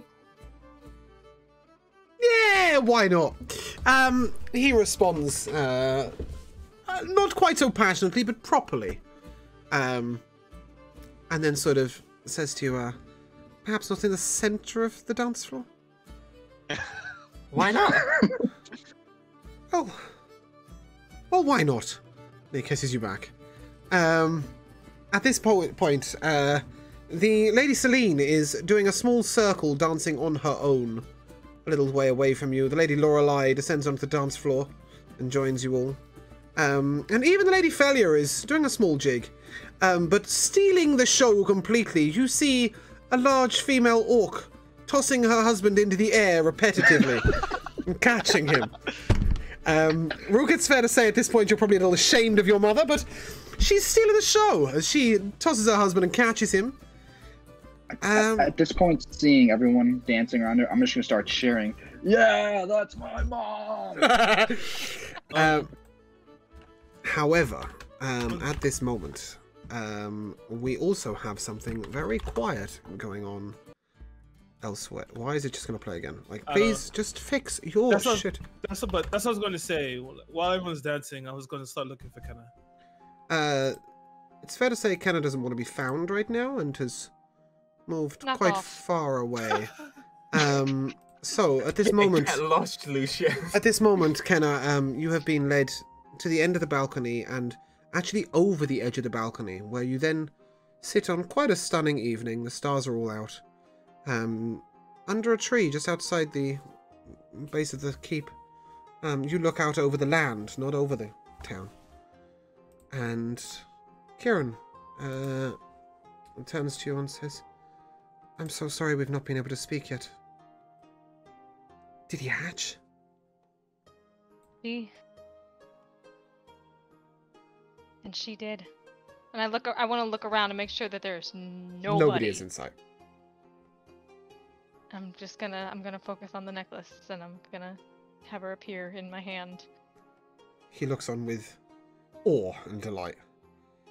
And, oh, Kenna, that's amazing. Did he attune to you? Did she attune to you? Yes. I mean, the page that you gave me from the wizard, it seems to be that I'm the one who can control her. This necklace seems to work, and she still needs to eat, but she can... I'm not sure where she goes exactly, but she is in hiding. I think we can do this without danger. That's amazing. But, Kenna, we have another problem. I mean, I suppose it's not really your problem. It's definitely mine. Kenna, I've been disinherited. Why? Well, at first it was just little things, you know. I wasn't really telling the truth about where you were. And I tried to tell them to return the artifact, and it was lie after lie, and nobody believed me, and I tried so hard, and I tried to hide everything, but... Did they know about the egg? No, I told them something else. What? He pulls out a necklace from underneath his clothes, and he hands it over, and he says, I borrowed this from the Lord Maldranic. But I say borrowed, he doesn't know. Well, and then he sort of strokes it, and what comes forth is a huge illusion of a giant dragon. But it's just an illusion, but it's a convincing one. But you know it to be an illusion because, being bonded to a dragon, you know what they really are. He says, well, I simply told them that I stole this, and then I wouldn't give it back. There's no suspicion of you anymore, but I've been disinherited, and you know what? I'm okay with it. Are you really? I mean, I know that they didn't want what you wanted. I've been taken in as a student at Lady Danietta's. Amazing. And we're going to travel to Telluria next year. Together. And, well, you could come. I Couldn't don't you? know. Or, well, no, you have your friends and you have her, isn't she magnificent?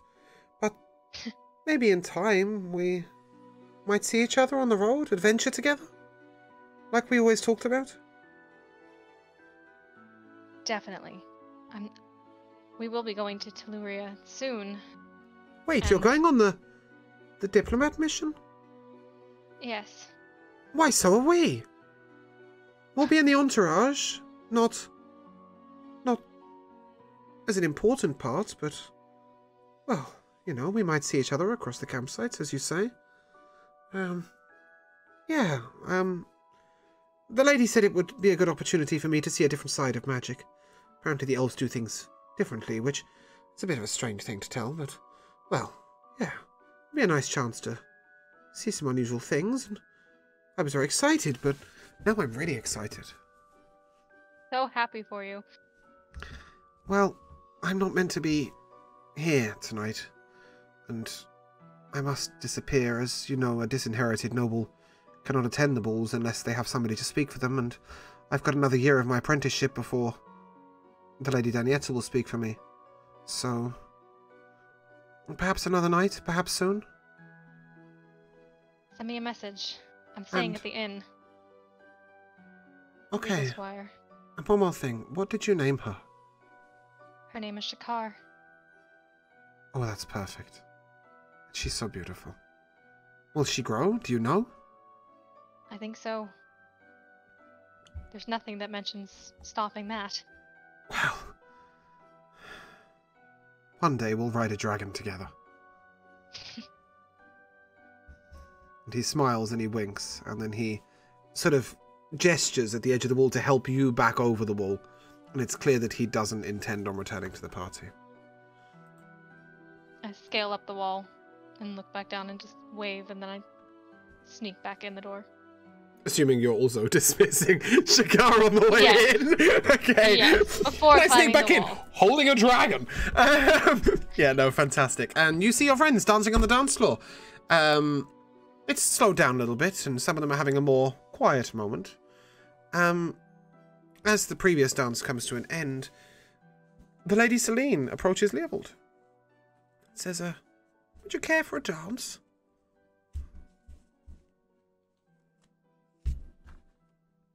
Mr. Jamal. Oh, you're sorry. muted. Yeah, sure. Okay, yeah. Fantastic.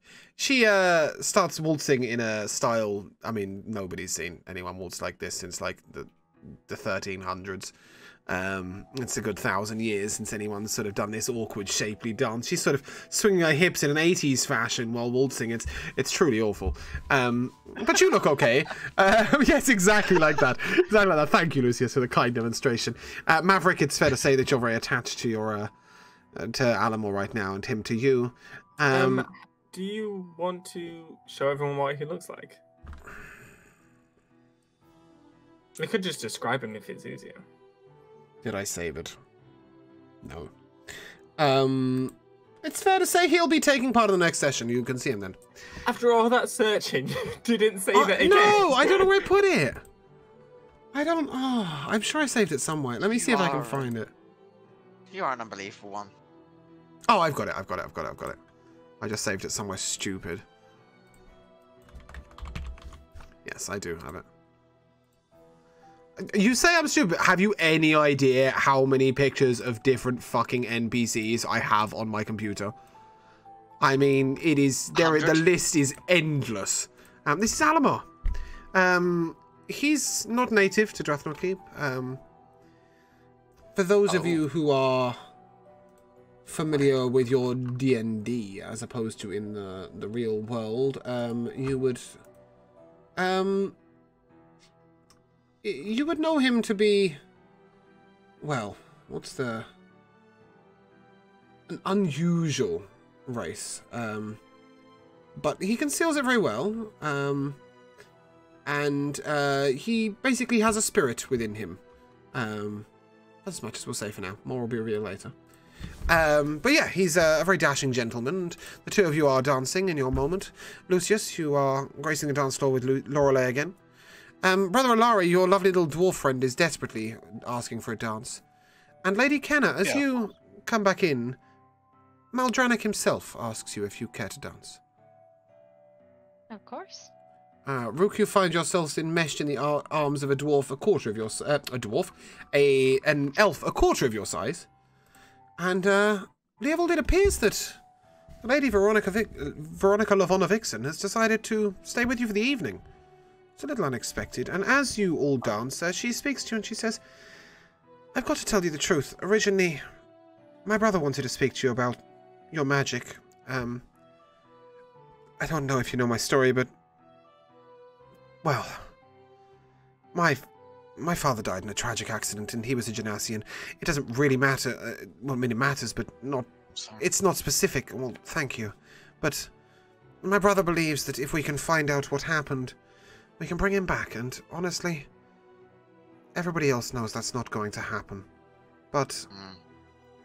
I'd agreed that because I love my brother very much and he's very dear to me, I'd agreed that he could speak with you and that I would bring you. And honestly, I'll tell you that my date is over there. And she points over to the Lady Clementine, the bitch.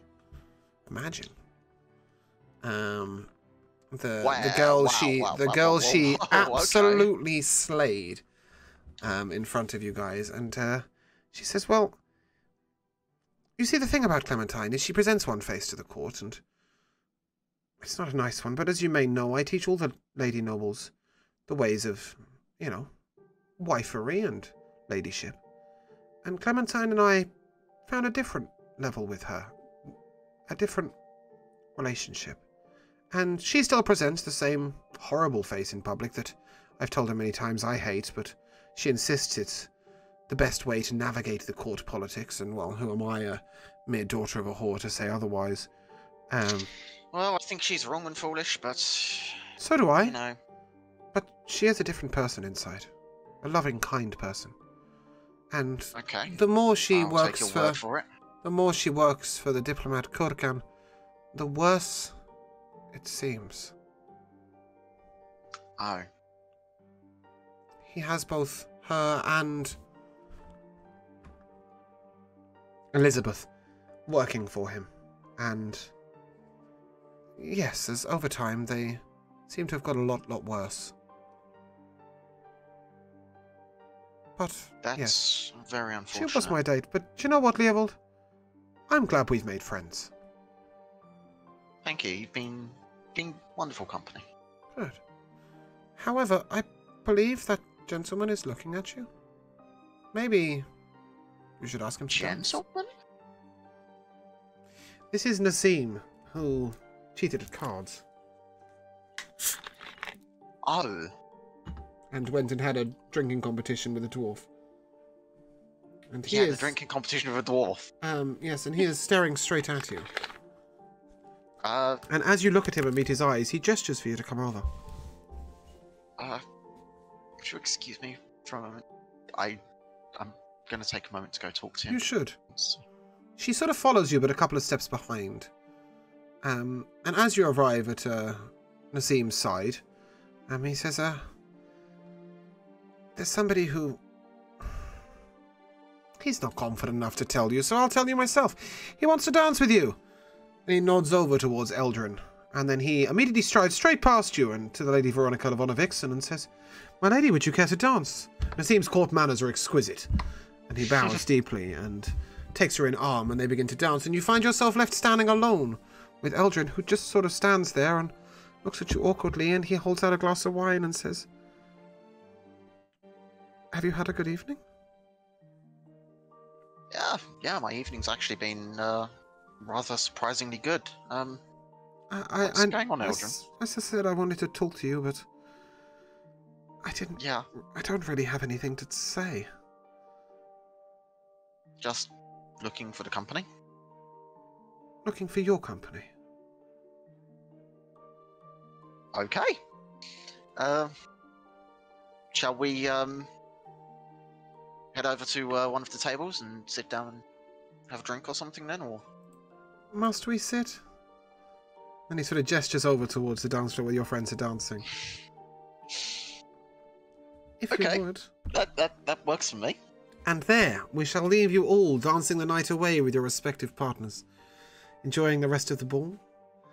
However, as it's fair to say, Kenna and Alari, as you are dancing the night away, more specifically Kenna, at one point the Lord Kurkan himself, the diplomat, does ask you for a dance.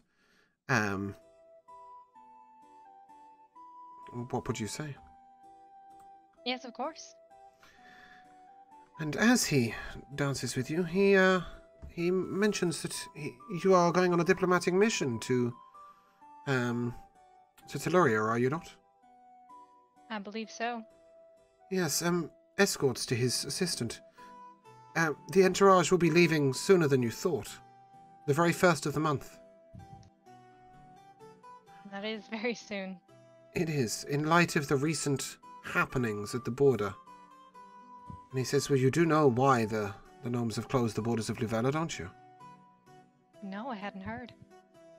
No, few have, but if you're going to be escorting my sister on a diplomatic mission, you should know the inner workings of the politics and the important news of the day. It says they're harbouring great magical secrets over there. You know that? Secret? Yes. Quite what I haven't got to the bottom of. Make an insight check for me, please. Oh no, that's a 6. Okay, you believe him completely. Yeah, he is clearly telling exactly the truth. Yeah, they are harbouring deep magic, but he hasn't got to the bottom of it over the border. However, Alari, as you listen on, you are close. Give me both a perception check and an insight check, please.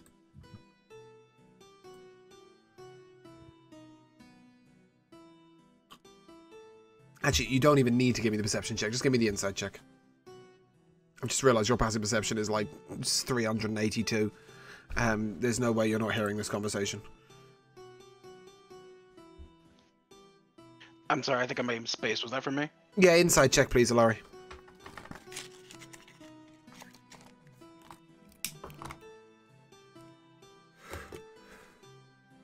It's going to be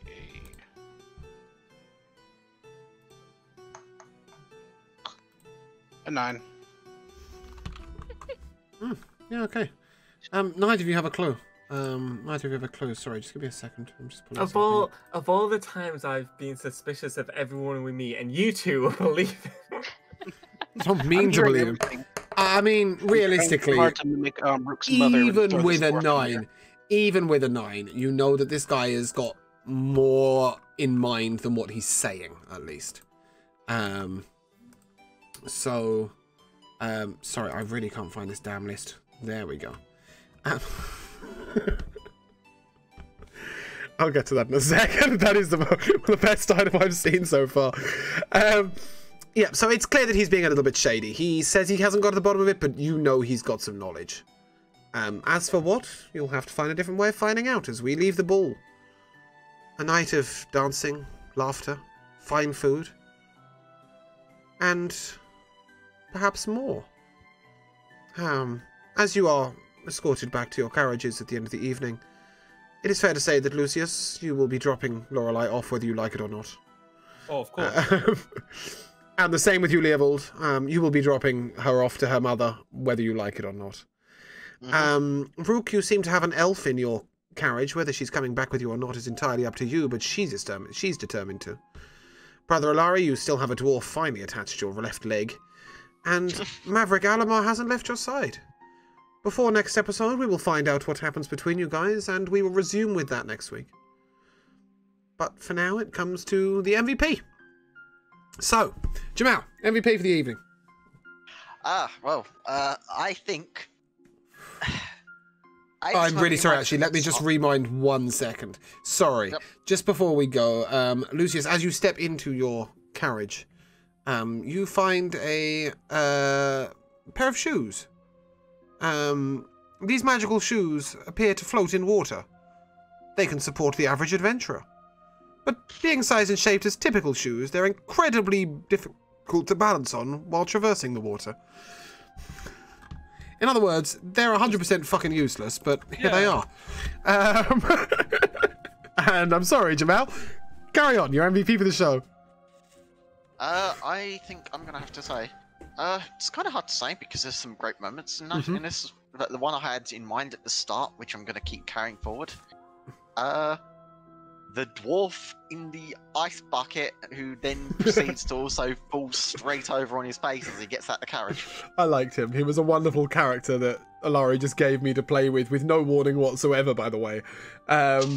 And yeah, I mean, I've already lost his name. I've no idea what his name is. Don't really care. He's fabulous. He's Cool. yeah, something like that. Something cave dweller or something. I can't even remember what it was now. But he, I just love the idea of a dwarf in full armor with a suit over the top. It came to mind. I just thought, yeah, I'm rolling with this. Yeah, that's amusing. Yeah, Matt, your MVP for the evening. I'm gonna give it to the mystery mysterious stuff that I don't have a clue what's going on with Kieran and Kenna, and for some reason Maverick wants poison. All these secretive plans. There were a lot of developments that happened to individual people that the rest of the party aren't aware of, which makes me wonder if we're going to have a little daddy issues sharing moment at the beginning of next episode in a tavern. But yeah, I think it was definitely a really nice development. What about you, Josh? Who was your MVP of the evening? Well, I hate to say something about my character, but it's gotta be Maverick having his first kiss. Yeah, that is definitely a thing. Kenna, Laura? There were so many great moments. Oh, good. But I'm glad you felt that way. I think one of the funniest was the bell without a ding. The bell with only a dong, yes. That was definitely a brilliant moment. Cal, your MVP for the evening. I'm gonna cheat a little bit because mine is kind of to two things. It's the entire arc of Orc dancing today, from Orc mom embarrassing Rook to Rook critting on dancing to Rook being super into Orc mom dancing by the end of it. Yeah, I definitely think that was a brilliant arc. I've been wanting to introduce Rook's mum for a while. So for those of you who don't know, Rook's mother was an Orc over the border in Kirat, and she was of goodly heart, and her tribe were not. And she decided to take her son when he was young and flee to Halgania, where she met a man she fell in love with, a noble of the court, and she married him. And he is a loving stepfather and has taken in very well an Orc son, and with no shame whatsoever, and raised him to be a proper gentleman. And his Orcish mother stays very true to her ways and doesn't attempt to hide from anything, and she's a common-born Orc, and is... I mean, she was quite high up in her tribe, but she was still a common-born Orc, you know. And when she wants a pint of ale and to throw her husband in the air, she does. So, yeah, I thought it was a good time to introduce her. And finally we come to Kira. Who was your MVP for the evening? I have a lot, and I'm still using my accent. I have a lot. I'm gonna cheat like you cheat away. I had a lot. I love that I was led around by Lorelai. I'm fine with that. Like my woman to be powerful. I love that I critted in that 20 on dancing. I love that Rook came out and battled me, which was even better. Which is I fucking loved. And Lucius loves the view from the top. That was definitely a good moment. It definitely seemed right. I think we got to see a real... I've got a really cheesy, boring MVP and then a fun one. So my cheesy, boring MVP was quite simply the difference in personalities in your characters. Seeing different arcs develop, seeing different personalities come out, seeing the awkward but wanting it Maverick, and the awkward and really not wanting it Leovold, and the absolutely terrified of it but secretly wanting it Rook, and the absolutely confident Kenna who doesn't want it at all, the brother Alari who's completely confident in who he is and doesn't really give a shit, and Lucius who just takes pride in all his actions. And I think like it's a really nice split. And a great, you know, a great view for everybody. It's a shame in a way that the ball only lasted an hour and a half, but in a way it's kind of nice that the ball only lasted an hour and a half, as these are going to be monthly events in the world. I do have one question now as for one thing that happened. Yeah. Whatever happened with the guy with the supposed fish thing that was supposed to be planned for him to have done? Ah, but what happened at 11 o'clock? You don't know. Oh. You were jigging, you were jigging on the dance floor, and Kenna was outside. Yeah, I was thinking of the other thing as well. There was something else that was supposed to be happening around that time, wasn't there? But that just didn't happen then. It did happen, but none of you are aware of it he yet. He didn't prank anyone. I swear to God, if Iona is dead. No. I will tell you 100% there is. Can I spoil it? No, don't. No, we're going to start next episode with what happened. That's as much of a spoiler as I'll give you. You haven't seen it yet because you've only got to the Dancing Dryad in your carriage. That's all I'll say. Okay. Yeah, so that's him. But my definite MVP moment was the dance-off. I just, what a thought. The Orc took the most eligible bacheloress in the area for a dance and out-danced an elf who's been a courtesan for 500 years and the master of his household. It was spectacular, and I loved it. And with that, we are going to conclude We will be raiding. Will, won't. Is it the night tonight? It's not the night tonight. So we cannot raid them. So we will give a courtesy raid to Zakiwak. Zakiwak is his own channel. He plays Final Fantasy 14. He is also, however, the DM of the SAS crew. If you don't know the SAS crew? You should know the SAS crew. Go and find them. They're fantastic. DND, just like us, but 3 people, theatre of the mind only, and wonderful production on Loch Ness's channel, which is in the description above. Grab your sub raid, grab your raid call, and go send him some love. Thank you so much for watching. Thank you so much for being here. From you guys, thank you so much for playing. If you'd like to say goodbye. Good night, Bye. everybody. Bye. Bye.